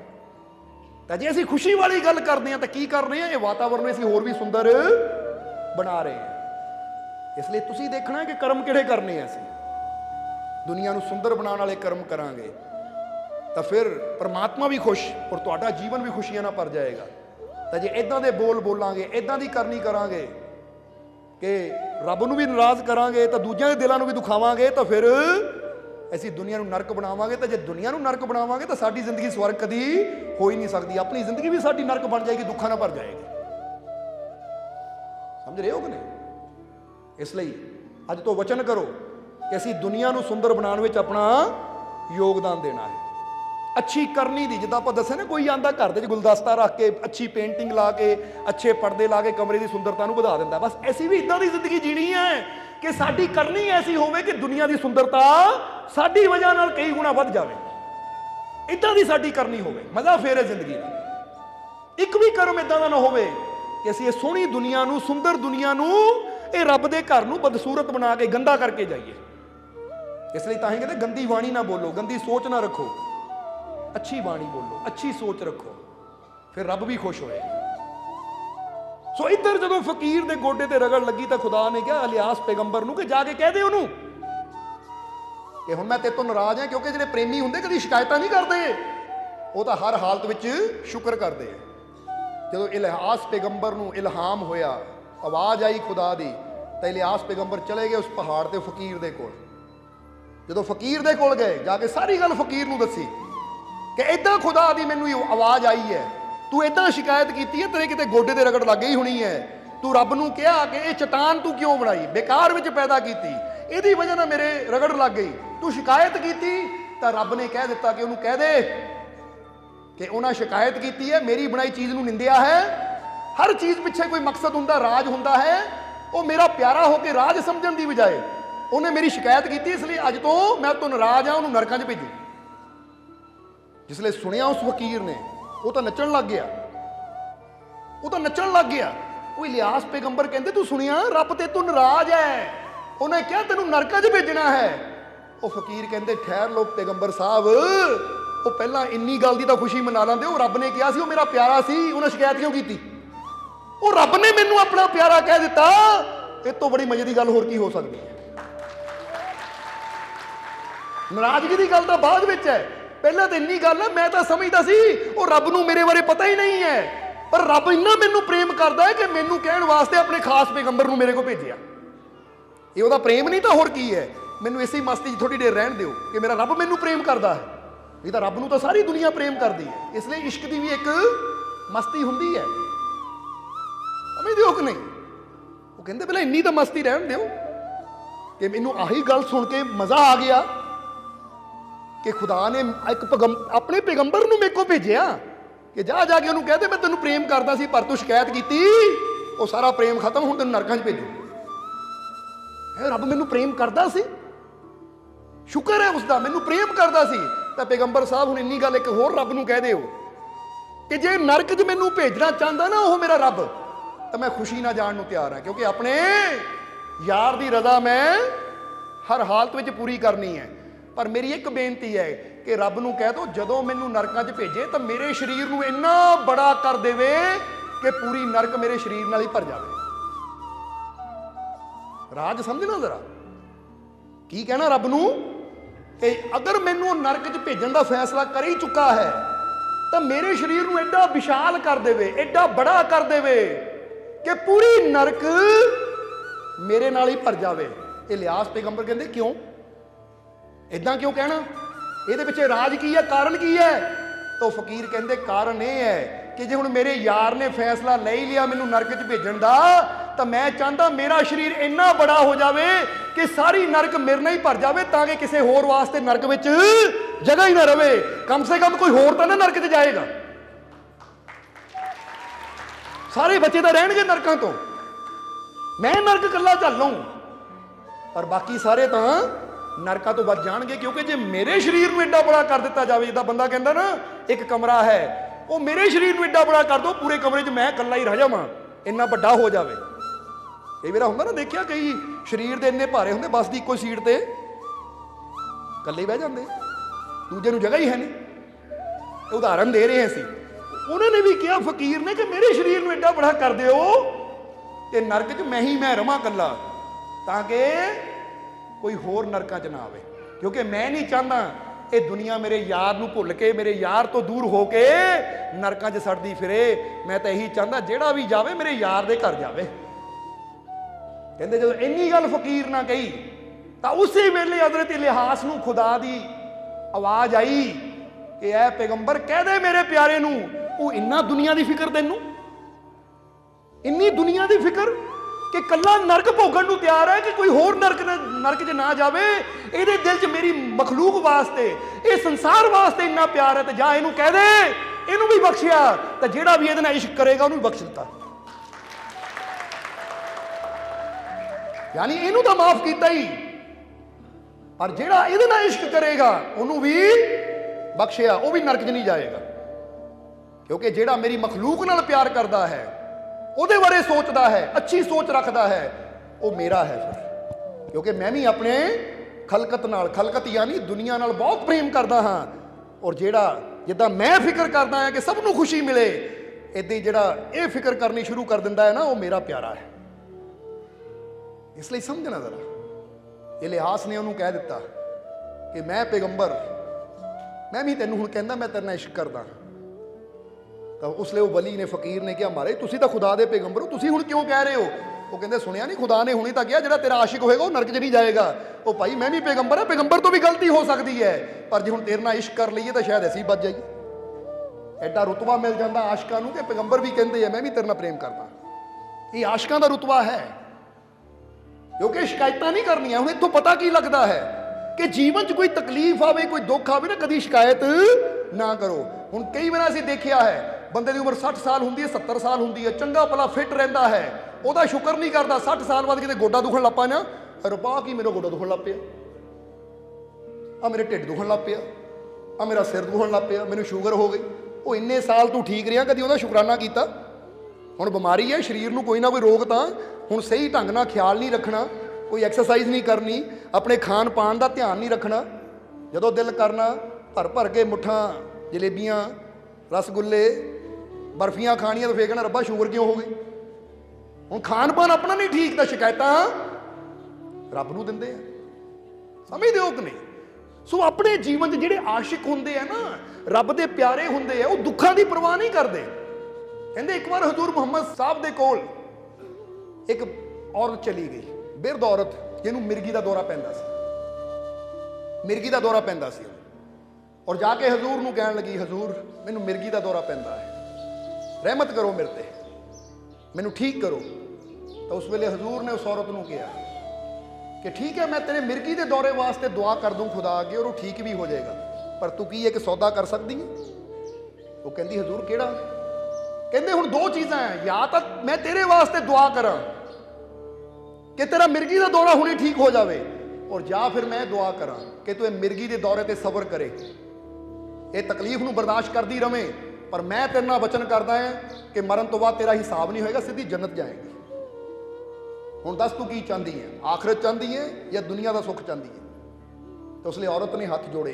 ਕੋਈ ਹੋਰ ਹੁੰਦਾ ਤਾਂ ਸ਼ਾਇਦ ਉਹ ਕਹਿੰਦਾ ਮਹਾਰਾਜ ਦੁਨੀਆ ਦਾ ਸੁੱਖ ਹੀ ਦੇ ਦਿਓ, ਆਖਰਤ ਕੀ ਨਾ ਦੇਖੀ। ਪਰ ਉਹ ਹਜ਼ੂਰ ਸੀ, ਔਰ ਹਜ਼ੂਰ ਨੂੰ ਮੰਨਣ ਵਾਲੇ ਉਹਨਾਂ ਦੇ ਪ੍ਰੇਮੀ ਸੀ, ਉਹਨਾਂ ਨੂੰ ਪਤਾ ਸੀ। ਮਾਈ ਨੇ ਕੀ ਹੱਥ ਜੋੜੇ, ਇੱਕ ਸੈਕਿੰਡ ਨਹੀਂ ਲਾਇਆ ਮਾਈ ਨੇ। ਇਹ ਸੁਣਦੇ ਹੀ ਮਾਈ ਨੇ ਕਿਹਾ ਕਿ ਹਜ਼ੂਰ ਫਿਰ ਮੈਂ ਇਹੀ ਤੁਹਾਡੇ ਕੋਲੋਂ ਮੰਗਦੀ ਹਾਂ, ਮੇਰੇ ਵਾਸਤੇ ਦੁਆ ਕਰੋ ਕਿ ਬਿਨਾਂ ਹਿਸਾਬ ਤੋਂ ਮੈਨੂੰ ਜੰਨਤ ਮਿਲ ਜਾਵੇ, ਕਿਉਂਕਿ ਜ਼ਿੰਦਗੀ ਕਿੰਨੇ ਦਿਨ ਦੀ ਹੈ, ਕੀ ਪਤਾ ਕੱਲ ਨੂੰ ਮਰ ਜਾਵਾਂ। ਪਰ ਜੇ ਤੁਹਾਡੇ ਮੂੰਹ ਚੋਂ ਬਚਨ ਨਿਕਲ ਜਾਏਗਾ ਤਾਂ ਕਮ ਸੇ ਕਮ ਇਹ ਤਾਂ ਡਰ ਮੇਰੇ ਮਨ ਚੋਂ ਨਿਕਲ ਜਾਏਗਾ ਨਾ ਕਿ ਕਿਤੇ ਮੈਂ ਨਰਕਾਂ 'ਚ ਨਾ ਜਾਵਾਂ, ਕਿ ਮੈਨੂੰ ਮੇਰੇ ਹਜ਼ੂਰ ਦਾ ਬਾਗ ਮਿਲ ਚੁੱਕਾ, ਹੁਣ ਬਿਨਾਂ ਹਿਸਾਬ ਤੋਂ ਸਿੱਧੀ ਜੰਨਤ ਜਾਣਾ ਹੈ। ਇਸ ਲਈ ਮੈਂ ਮਿਰਗੀ ਤੇ ਸਬਰ ਕਰ ਲਵਾਂ, ਉਹਦੇ ਵਾਸਤੇ ਹੁਣ ਮੈਨੂੰ ਨਹੀਂ ਕੁਛ ਚਾਹੀਦਾ, ਬਸ ਇਹ ਦੁਆ ਕਰ ਦੋ। ਤਾਂ ਹਜ਼ੂਰ ਨੇ ਉਹਦੇ ਵਾਸਤੇ ਦੁਆ ਕੀਤੀ ਕਿ ਐ ਖੁਦਾ, ਇਹ ਤੇਰੀ ਦਿੱਤੀ ਹੋਈ ਤਕਲੀਫ ਤੇ ਰਾਜ਼ੀ ਹੈ, ਸ਼ੁਕਰ ਕਰਦੀ ਹੈ ਬਸ, ਔਰ ਜਿਹੜਾ ਤੇਰੇ ਦਿੱਤੇ ਦੁੱਖ ਤੇ ਤਕਲੀਫ ਤੇ ਸ਼ੁਕਰ ਕਰਦਾ ਹੈ, ਸ਼ਿਕਾਇਤ ਨਹੀਂ ਕਰਦਾ, ਉਹਨੂੰ ਰਾਜ਼ੀ ਹੋ ਕੇ ਖੁਸ਼ੀ ਨਾਲ ਮੰਨਦਾ ਹੈ, ਐ ਖੁਦਾ ਤੇਰਾ ਵਚਨ ਹੈ ਕਿ ਤੂੰ ਉਹਨੂੰ ਬਿਨਾਂ ਹਿਸਾਬ ਤੋਂ ਸਿੱਧਾ ਜੰਨਤ ਦੇਏਗਾ, ਕਰ ਮੇਰੇ ਨਾਲ ਵਾਦਾ। ਖੁਦਾ ਦੀ ਆਵਾਜ਼ ਆਈ ਕਿ ਐ ਪੈਗੰਬਰ ਖੁਸ਼ਖਬਰੀ ਸੁਣਾ ਦੇ ਇਸ ਔਰਤ ਨੂੰ, ਇਹ ਮਰਨ ਤੋਂ ਬਾਅਦ ਸਿੱਧੀ ਜੰਨਤ ਜਾਏਗੀ, ਕੋਈ ਹਿਸਾਬ ਨਹੀਂ ਹੋਏਗਾ। ਕਹਿੰਦੇ ਜਦੋਂ ਵਚਨ ਕਰ ਦਿੱਤਾ ਤਾਂ ਔਰਤ ਹੁਣ ਉੱਦੇ ਜੀਣ ਲੱਗੀ। ਠੀਕ ਆ, ਦੌਰੇ ਪੈਂਦੇ ਸੀ, ਪਰ ਇੱਕ ਗੱਲ ਹੋ ਗਈ ਹੁਣ ਕਿ ਜਦੋਂ ਵੀ ਕੋਈ ਮਦੀਨੇ 'ਚ ਆਂਦਾ ਸੀ ਔਰ ਹਜ਼ੂਰ ਦੇ ਸਹਾਬੀਆਂ ਨੂੰ ਪੁੱਛਦਾ ਸੀ ਭਾਈ ਕੋਈ ਜੰਨਤੀ ਹੈ, ਤਾਂ ਸਾਰੇ ਉਹ ਔਰਤ ਦੇ ਘਰ ਭੇਜ ਦਿੰਦੇ ਸੀ ਕਿ ਜੀਂਦੇ ਜੀ ਜੇ ਜੰਨਤੀ ਦੇਖਣਾ ਤਾਂ ਉਸ ਔਰਤ ਨੂੰ ਦੇਖ ਲਓ, ਕਿਉਂਕਿ ਮੇਰੇ ਨਬੀ ਹਜ਼ੂਰ ਇੰਨਾ ਵਚਨ ਕਰ ਚੁੱਕੇ, ਤੁਸੀਂ ਸਿੱਧੀ ਜੰਨਤ ਜਾਏਗੇ। ਕਹਿੰਦੇ ਜੇ ਕਿਸੇ ਜੰਨਤੀ ਨੂੰ ਦੇਖਣਾ ਨਾ, ਜੀਂਦੇ ਜੀ ਜੋ ਦੁਨੀਆ ਤੇ ਘੁੰਮਦਾ ਫਿਰਦਾ ਜੰਨਤੀ ਹੈ, ਤਾਂ ਔਰਤ ਦਾ ਦਰਸ਼ਨ ਕਰ ਲਓ, ਕਿਉਂਕਿ ਔਰਤ ਨੂੰ ਵਚਨ ਮਿਲ ਚੁੱਕਾ ਹੈ, ਔਰ ਜਿਹਨੂੰ ਮੁਰਸ਼ਦ ਦਾ ਵਚਨ ਮਿਲ ਜਾਵੇ ਉਹ ਕਦੀ ਵਿਅਰਥ ਨਹੀਂ ਜਾਂਦਾ। ਇਸ ਲਈ ਕਹਿੰਦੇ ਜੇ ਦੁੱਖ ਆਵੇ, ਤਕਲੀਫ ਆਵੇ ਤਾਂ ਸਬਰ ਕਰੀਏ, ਸ਼ੁਕਰ ਕਰੀਏ ਆਪਣੇ ਮਾਲਿਕ ਦਾ, ਦੁੱਖਾਂ ਤੋਂ ਘਬਰਾਈਏ ਨਾ, ਬਲਕਿ ਉਹਦੀ ਰਹਿਮਤ ਮੰਗੀਏ, ਉਹਦਾ ਸਾਥ ਮੰਗੀਏ, ਕਿਉਂਕਿ ਜ਼ਿੰਦਗੀ ਤਾਂ ਵੈਸੇ ਵੀ ਅੱਜ ਹੈ, ਕੱਲ ਨੂੰ ਪਤਾ ਕਿਸੇ ਨੂੰ ਜ਼ਿੰਦਗੀ ਦਾ। ਅੱਛਾ, ਇੱਕ ਬੰਦਾ ਗਾਰੰਟੀ ਦੇਵੇ ਕਿ ਮੈਨੂੰ ਪਤਾ ਜ਼ਿੰਦਗੀ ਦਾ, ਸ਼ਾਮ ਦਾ ਪਤਾ ਕਿਸੇ ਨੂੰ? ਚੰਗੇ ਭਲੇ ਬੰਦੇ ਸ਼ਾਮ ਨੂੰ ਸੌਂਦੇ, ਸਵੇਰ ਨੂੰ ਕਈ ਵਾਰ ਉੱਠਦੇ ਨਹੀਂ। ਨਹੀਂ ਤਾਂ ਤੁਸੀਂ ਨਾ ਕਦੀ ਸਰਚ ਕਰ ਲਿਓ ਜਾ ਕੇ ਕਿ ਇੱਕ ਦਿਨ 'ਚ ਕਿੰਨੇ ਬੰਦਿਆਂ ਦੀ ਮੌਤ ਹੁੰਦੀ ਹੈ, ਤਾਂ ਤੁਹਾਨੂੰ ਪਤਾ ਲੱਗ ਜਾਏਗਾ ਕਿ ਇੱਕ ਦਿਨ 'ਚ ਇੰਨੇ ਬੰਦੇ ਮਰਦੇ ਆ ਪੂਰੇ ਵਰਲਡ 'ਚ। ਤਾਂ ਫਿਰ ਬੰਦਾ ਸੋਚੇਗਾ ਸ਼ੁਕਰ ਹੈ ਜਿੱਥੇ ਲੱਖਾਂ ਹੀ ਬੰਦੇ ਮਰ ਰਹੇ ਆ, ਮੇਰਾ ਰੱਬ ਮੈਨੂੰ ਫਿਰ ਵੀ ਇਹ ਬਚਾ ਰਿਹਾ ਹੈ, ਮੈਨੂੰ ਇਹ ਸਵਾਸ ਦੇ ਰਿਹਾ ਹੈ, ਮੇਰੀ ਦਿਲ ਦੀ ਧੜਕਣ ਨੂੰ ਚਲਾ ਰਿਹਾ ਹੈ, ਇਹਦਾ ਕਿੰਨਾ ਕੁ ਮੈਂ ਸ਼ੁਕਰ ਕਰਾਂ। ਜਿੰਨਾ ਮਰਜ਼ੀ ਕਰਾਂ ਉਹ ਵੀ ਥੋੜਾ, ਪਰ ਬੰਦਾ ਕਰਦਾ ਹੈ, ਸ਼ਿਕਾਇਤਾਂ ਹੀ ਕਰਦਾ ਰਹਿੰਦਾ ਹੈ। ਉਹ ਪਿਆਰਿਆਂ ਦਾ ਕੰਮ ਸ਼ਿਕਾਇਤ ਕਰਨਾ ਨਹੀਂ ਹੁੰਦਾ। ਪਿਆਰੇ ਤਾਂ ਉਹ ਹੁੰਦੇ ਜਿਹੜੇ ਆਪਣੇ ਰੱਬ ਦੀ ਹਰ ਰਜ਼ਾ ਵਿੱਚ ਸ਼ੁਕਰ ਕਰਦੇ ਆ। ਸ਼ੁਕਰ ਸ਼ੁਕਰ ਹੈ, ਕਿਤੇ ਸੱਟ ਚੋਟ ਵੀ ਲੱਗ ਜਾਵੇ ਨਾ ਤਾਂ ਵੀ ਉਹ ਸ਼ੁਕਰ ਕਰਦੇ, ਸ਼ਿਕਾਇਤਾਂ ਨਹੀਂ ਕਰਦੇ। ਇਸ ਲਈ ਆਪਣੇ ਅੰਦਰ ਸ਼ੁਕਰ ਦੀ ਭਾਵਨਾ ਰੱਖੋ, ਕਿਉਂਕਿ ਇੱਕ ਦਿਨ ਹਜ਼ਰਤ ਉਮਰ ਨੇ ਹਜ਼ੂਰ ਮੁਹੰਮਦ ਨੂੰ ਪੁੱਛਿਆ ਸੀ ਕਿ ਹਜ਼ੂਰ ਸਾਨੂੰ ਖੁਦਾ ਤੋਂ ਕੀ ਮੰਗਣਾ ਚਾਹੀਦਾ ਹੈ। ਤਾਂ ਉਸ ਲਈ ਹਜ਼ੂਰ ਮੁਹੰਮਦ ਨੇ ਕਿਹਾ ਜੇ ਖੁਦਾ ਤੋਂ ਮੰਗਣਾ ਹੀ ਹੈ ਤਾਂ ਦੋ ਚੀਜ਼ਾਂ ਮੰਗੋ। ਤਾਂ ਹਜ਼ਰਤ ਉਮਰ ਕਹਿੰਦੇ ਹਜ਼ੂਰ ਉਹ ਕਿਹੜੀਆਂ ਦੋ ਚੀਜ਼ਾਂ ਹੈ? ਤਾਂ ਹਜ਼ੂਰ ਮੁਹੰਮਦ ਨੇ ਕਿਹਾ ਉਮਰ ਖੁਦਾ ਤੋਂ ਮੰਗਣਾ ਤਾਂ ਦੋ ਚੀਜ਼ਾਂ ਮੰਗੋ, ਇੱਕ ਜ਼ਿਕਰ ਕਰਨ ਵਾਲੀ ਜ਼ੁਬਾਨ ਔਰ ਦੂਸਰਾ ਸ਼ੁਕਰ ਕਰਨ ਵਾਲਾ ਦਿਲ। ਜ਼ਿਕਰ ਦਾ ਮਤਲਬ ਹੁੰਦਾ ਜਿਹੜੀ ਜ਼ੁਬਾਨ ਆਪਣੇ ਰੱਬ ਨੂੰ ਯਾਦ ਕਰੇ, ਉਹਦਾ ਨਾਮ ਲਵੇ, ਉਹਦਾ ਜ਼ਿਕਰ ਕਰੇ। ਸਮਝੇ ਨਾ ਕਿ ਜੋ ਦਮ ਗਾਫਿਲ ਸੋ ਦਮ ਕਾਫਿਰ। ਸੁਲਤਾਨ ਬਾਹੂ ਕਹਿੰਦੇ ਇੱਕ ਦਮ ਵੀ ਉਹਨੂੰ ਭੁੱਲ ਨਾ, ਤੁਰਦੇ ਫਿਰਦੇ ਉਹਨੂੰ ਯਾਦ ਰੱਖ। ਇਸ ਲਈ ਜ਼ੁਬਾਨ ਹੋਵੇ ਤਾਂ ਜ਼ਿਕਰ ਕਰਨ ਵਾਲੀ, ਕਲਬ ਹੋਵੇ ਤਾਂ ਸ਼ੁਕਰ ਕਰਨ ਵਾਲਾ, ਕਿਉਂਕਿ ਜੋ ਸ਼ੁਕਰ ਕਰਨ ਵਾਲਾ ਉਹਨੂੰ ਸਾਕਿਰ ਕਿਹਾ ਜਾਂਦਾ ਹੈ, ਔਰ ਜਿਹੜਾ ਸਾਕਿਰ ਹੋਵੇ ਉਹ ਰੱਬ ਦਾ ਪਿਆਰਾ ਹੁੰਦਾ ਹੈ। ਇਸ ਲਈ ਤੁਸੀਂ ਵੀ ਮੰਗਣਾ ਤਾਂ ਇਹੀ ਮੰਗੋ। ਕਹਿੰਦੇ ਨਾ ਮੇਰੇ ਦਿਲ ਵਿੱਚ ਤੇਰੀ ਯਾਦ ਦਾ ਤੁੰਬਾ, ਹਰ ਵੇਲੇ ਇਦਾਂ ਦਾ ਦਿਲ ਹੋਵੇ ਜਿਹਦੇ 'ਚ ਯਾਦ ਦਾ ਤੁੰਬਾ ਵੱਜਦਾ ਹੀ ਰਵੇ। ਬੁੱਲੇ ਸ਼ਾਹ ਵੀ ਕਹਿੰਦੇ ਹੈ ਕਿ 24,000 ਨਮਾਜ਼ ਫਕਰ ਦੀ ਤੂੰ ਪੰਜ ਕਿਹੜੀਆਂ ਪੜਦਾ। ਉਹ ਬੁੱਲੇ ਸ਼ਾਹ ਦਾ ਇੱਕੋ ਹੀ ਮਣਕਾ ਜਿਹੜਾ ਮੌਲਾ ਮੌਲਾ ਕਰਦਾ। ਉਹ ਕਹਿੰਦੇ ਤੂੰ ਤਾਂ 5 ਵੇਲੇ ਰੱਬ ਨੂੰ ਯਾਦ ਕਰਦਾ ਤੇ ਦੇਖ ਸਾਨੂੰ ਹਰ ਸਾਹ ਨਾਲ ਹੀ, ਕਿਉਂਕਿ 24,000 ਕਿਹਾ, 24,000 ਸਾਹ ਹੁੰਦੇ ਆ, ਸਮਝਦੇ ਹੋ ਕਿ ਨਹੀਂ? 24 ਘੰਟਿਆਂ 'ਚ ਕਹਿ ਲਓ ਨਾ, ਕਹਿੰਦੇ ਦਿਨ ਰਾਤ 24,000 ਵਾਰੀ ਬੰਦਾ ਸਾਹ ਲੈਂਦਾ ਹੈ। ਹੁਣ ਬੁੱਲੇ ਸ਼ਾਹ ਕਹਿੰਦੇ 24,000 ਨਮਾਜ਼ ਫਕਰ ਦੀ, ਕਿ ਸਾਡੀ ਤਾਂ ਹਰ ਸਾਹ ਦੇ ਨਾਲ ਹੀ ਇਬਾਦਤ ਹੈ, ਕਿਉਂਕਿ ਦਮ ਦਮ ਸੱਜਣਾ ਦਾ ਨਾਂ ਨਿਕਲੇ ਇਹੋ ਅਸਲ ਇਬਾਦਤ ਹੁੰਦੀ ਏ। ਹਰ ਦਮ ਨਾਲ ਜਦੋਂ ਸੱਜਣ ਦੀ ਯਾਦ ਆਂਦੀ, ਉਹਦਾ ਨਾਮ ਨਿਕਲਦਾ, ਤਾਂ ਅਸਲੀ ਇਬਾਦਤ ਆਸ਼ਿਕ ਦੀ ਇਹੀ ਹੈ। ਮੁਖ ਤੱਕਣਾ ਯਾਰ ਪਿਆਰੇ ਦਾ ਆਸ਼ਿਕ ਦੀ ਤਿਲਾਵਤ ਹੁੰਦੀ ਹੈ। ਕੋਈ ਕੁਰਾਨ ਪੜ੍ਹਦਾ ਨੂੰ ਤਿਲਾਵਤ ਕਿਹਾ ਜਾਂਦਾ ਹੈ, ਤਾਂ ਇੱਥੇ ਦੱਸਿਆ ਗਿਆ ਹੈ ਕਿ ਆਪਣੇ ਯਾਰ ਦੇ ਮੁਖ ਨੂੰ ਦੇਖਣਾ ਹੀ ਇੱਕ ਆਸ਼ਿਕ ਦੀ ਤਿਲਾਵਤ ਹੁੰਦੀ ਹੈ। ਕੁਰਾਨ ਨੂੰ ਪੜ੍ਹਨ ਦੇ ਬਰਾਬਰ ਸਵਾਬ ਮਿਲ ਜਾਂਦਾ ਹੈ ਜਦੋਂ ਇਨਸਾਨ ਆਪਣੇ ਯਾਰ ਦਾ ਦੀਦਾਰ ਕਰ ਲੈਂਦਾ ਹੈ। ਜਰਾ ਸਮਝਣਾ, ਇਸ਼ਕ ਦੀ ਗੱਲ ਹੈ। ਇਸ ਲਈ ਹਰ ਦਮ ਦੇ ਨਾਲ ਜਦੋਂ ਉਹਦਾ ਨਾਮ ਨਿਕਲੇ ਤਾਂ ਸਮਝ ਲਓ ਦਮ ਸਫਲ।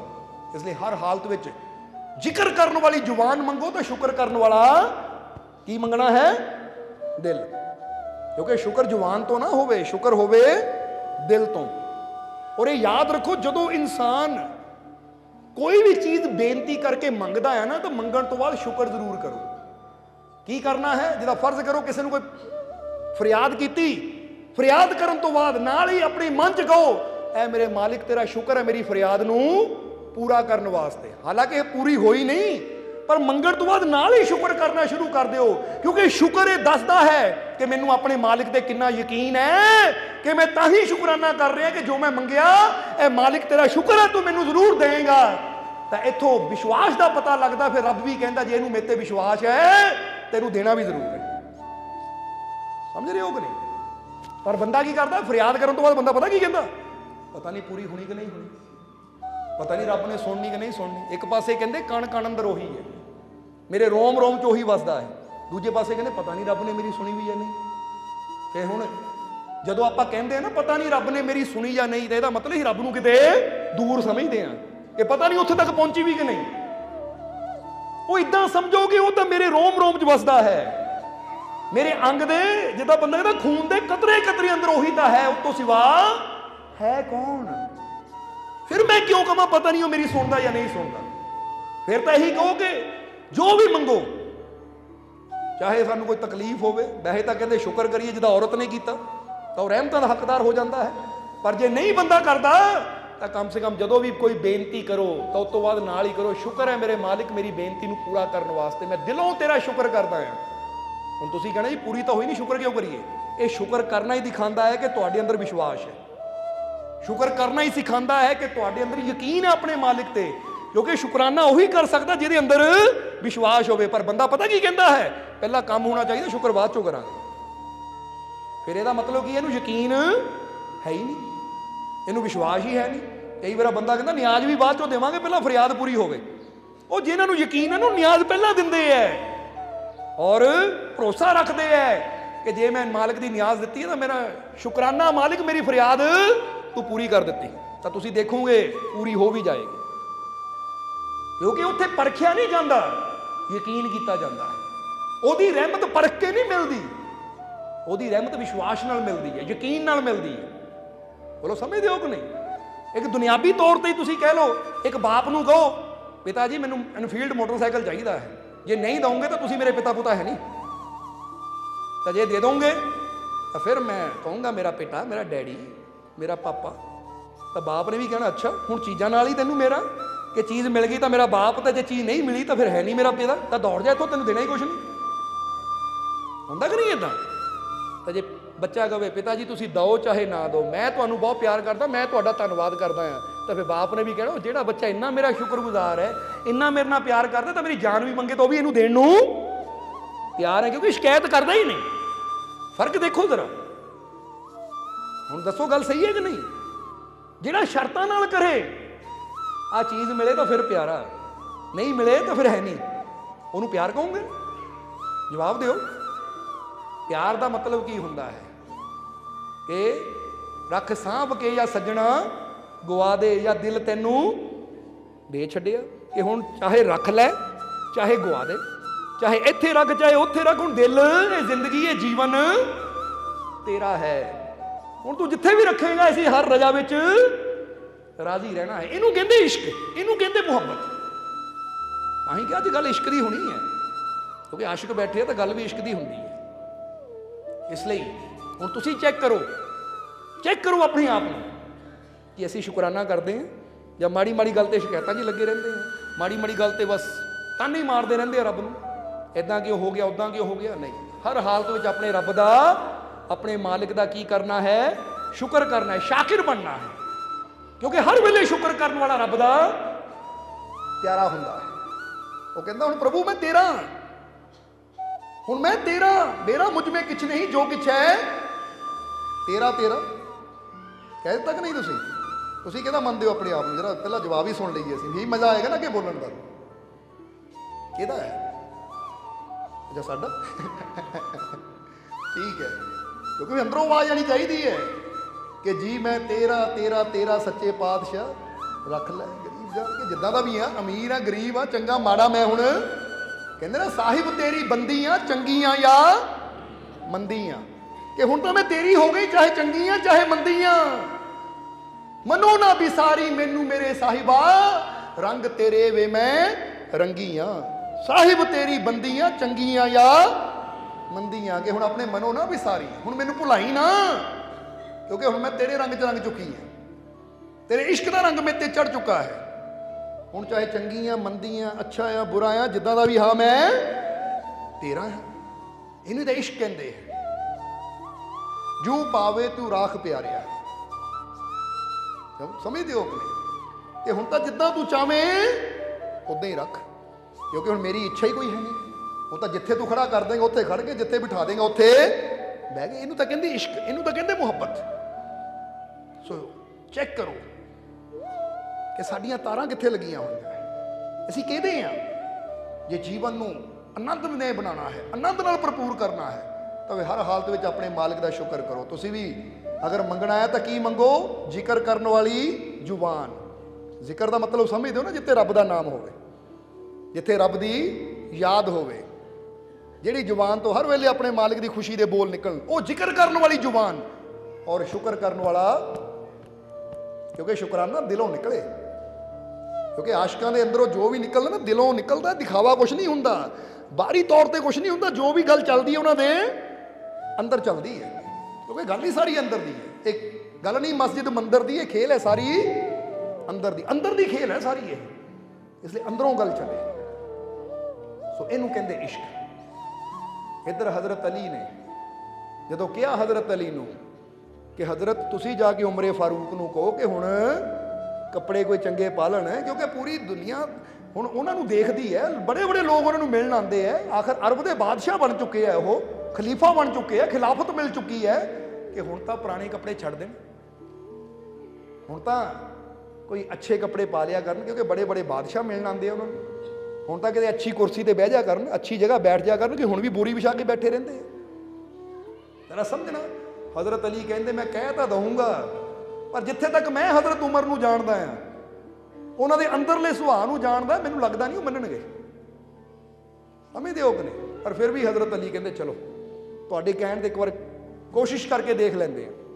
ਕਹਿੰਦੇ ਹੈ ਉਹ 5-10 ਸਹਾਬੀ ਹਜ਼ਰਤ ਅਲੀ ਦੇ ਨਾਲ ਇਕੱਠੇ ਹੋ ਕੇ ਹਜ਼ਰਤ ਉਮਰੇ ਫਾਰੂਕ ਕੋਲ ਚਲੇ ਗਏ, ਯਾਨੀ ਮੋਹਰੇ ਹਜ਼ਰਤ ਅਲੀ ਨੂੰ ਕਰ ਲਿਆ ਕਿ ਅਸੀਂ ਤੁਹਾਡੇ ਨਾਲ ਖੜ ਜਾਵਾਂਗੇ, ਪਰ ਗੱਲ ਤੁਸੀਂ ਕਰਨੀ ਹੈ, ਕਿਉਂਕਿ ਸਾਡੀ ਹਿੰਮਤ ਹੈ ਨਹੀਂ ਹਜ਼ਰਤ ਉਮਰ ਨੂੰ ਕਹਿਣ ਦੀ।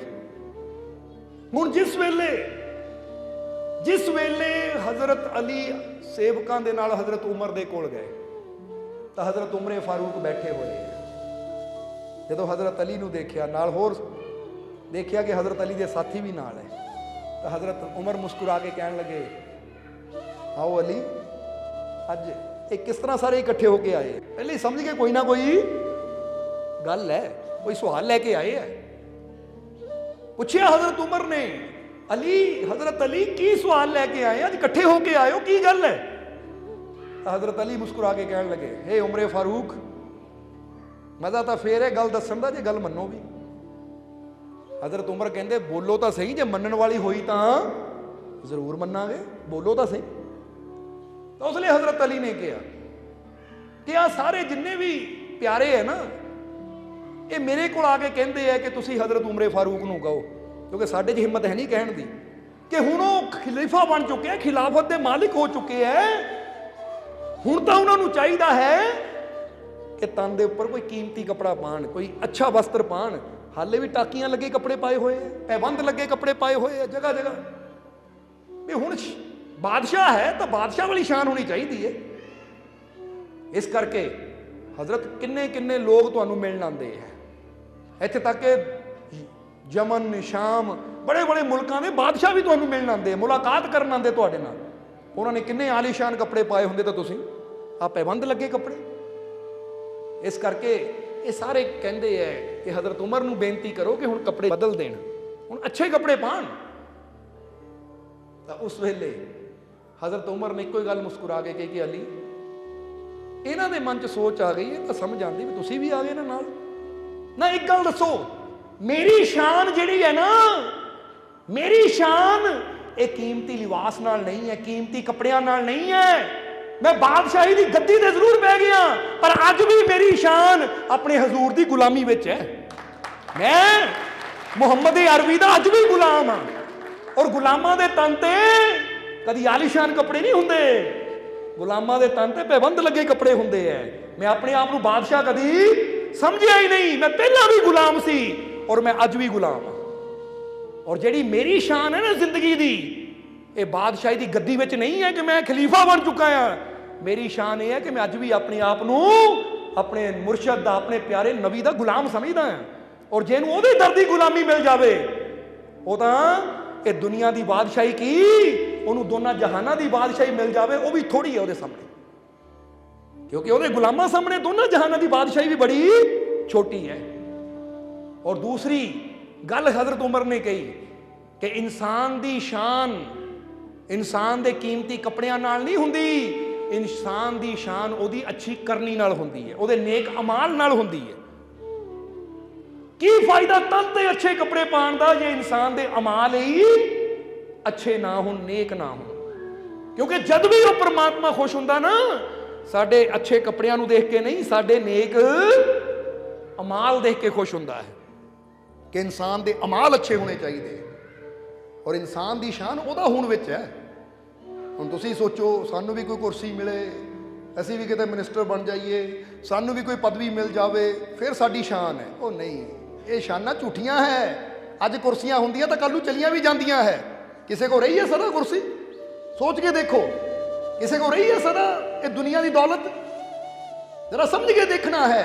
असली शान तो इंसान की ओहदी गुलामी च है, ओहदे इश्क च है, ओहदी मुहब्बत च है कि मैं अपने वो मालिक नाल प्रेम करता, मैं नेक अमाल करता हाँ। क्योंकि नेक अमल करने वालियां दी शान है। समझते हो कि नहीं? हुण जरा देखो इतिहास नूं कि श्री गुरु रविदास जी के तन ते किहड़े कीमती कपड़े सी, सधारण कपड़े सी, पर अमाल इदां दे सी कि अज दुनिया बादशाहां नालों भी ज़्यादा इज्जत करती है। चाहे श्री गुरु नानक देव जी की जिंदगी की गल कर लीए, चाहे असी होर संतां महापुरुषों के जीवन की गल कर लीए, तो देखो जीवन उन्होंने उन्होंने अमाल, उन्होंने अच्छाइयां ही अज उन्होंने उस बुलंदी ते लै गई कि दुनिया सारी उन्होंने सिर झुकाती है। अज बादशाह लोग याद नहीं करते जिन्ना उन्होंने फकीरां याद किया जाता है। इसलिए इंसान की शान किहदे च है? नेक अमाल विच और अपने रब नाल प्रेम करन विच। समझदे हो कि नहीं? क्योंकि हजरत उमर ने कहा जदों हजूर सीगे उदों भी उमर यही कपड़े पांदा सी, और हुण जे वो वजूदी तौर पर नहीं है तो हुण भी है तो उमर उन्हों का गुलाम ही ना। शान तो वह दिखावे जिहदी शान कपड़ियां नाल होवे। मेरी शान तो हजूर की गुलामी नाल है कि मैं अपने आका दा गुलाम हाँ। ताही तो कहते हैं जिसनों मुरशद दे दर दा नज़ारा मिले, उन्हां लैना की जन्नत दे गुलजार चों, लखां हज्जां दा हाजी नूं फल जो मिले, फल वो मिलता है मुरशद दे दीदार चों। जरा गौर करना, ਕਿ ਜਿਹਨੂੰ ਮੁਰਸ਼ਦ ਦੇ ਦਰ ਦਾ ਨਜ਼ਾਰਾ ਮਿਲ ਜਾਂਦਾ ਹੈ ਨਾ, ਉਹ ਜੰਨਤ ਦੇ ਬਾਗ ਵੀ ਉਹਦੇ ਸਾਹਮਣੇ ਛੋਟੇ ਹੋ ਜਾਂਦੇ ਹੈ। ਉਹਨੇ ਲੈਣਾ ਕਿ ਜੰਨਤ ਦੇ ਗੁਲਜ਼ਾਰ ਚੋਂ, ਕਹਿੰਦੇ ਜੰਨਤ ਦੇ ਗੁਲਜ਼ਾਰ ਯਾਨੀ ਉੱਥੇ ਦੀਆਂ ਬਹਾਰਾਂ, ਉੱਥੇ ਖੁਸ਼ੀਆਂ ਵੀ ਉਹਦੇ ਸਾਹਮਣੇ ਛੋਟੀਆਂ ਪੈ ਜਾਂਦੀਆਂ ਜਿਹਨੂੰ ਮੁਰਸ਼ਦ ਨਾਲ ਇਸ਼ਕ ਹੋਵੇ, ਮੁਰਸ਼ਦ ਦਾ ਨਜ਼ਾਰਾ ਮਿਲ ਜਾਵੇ।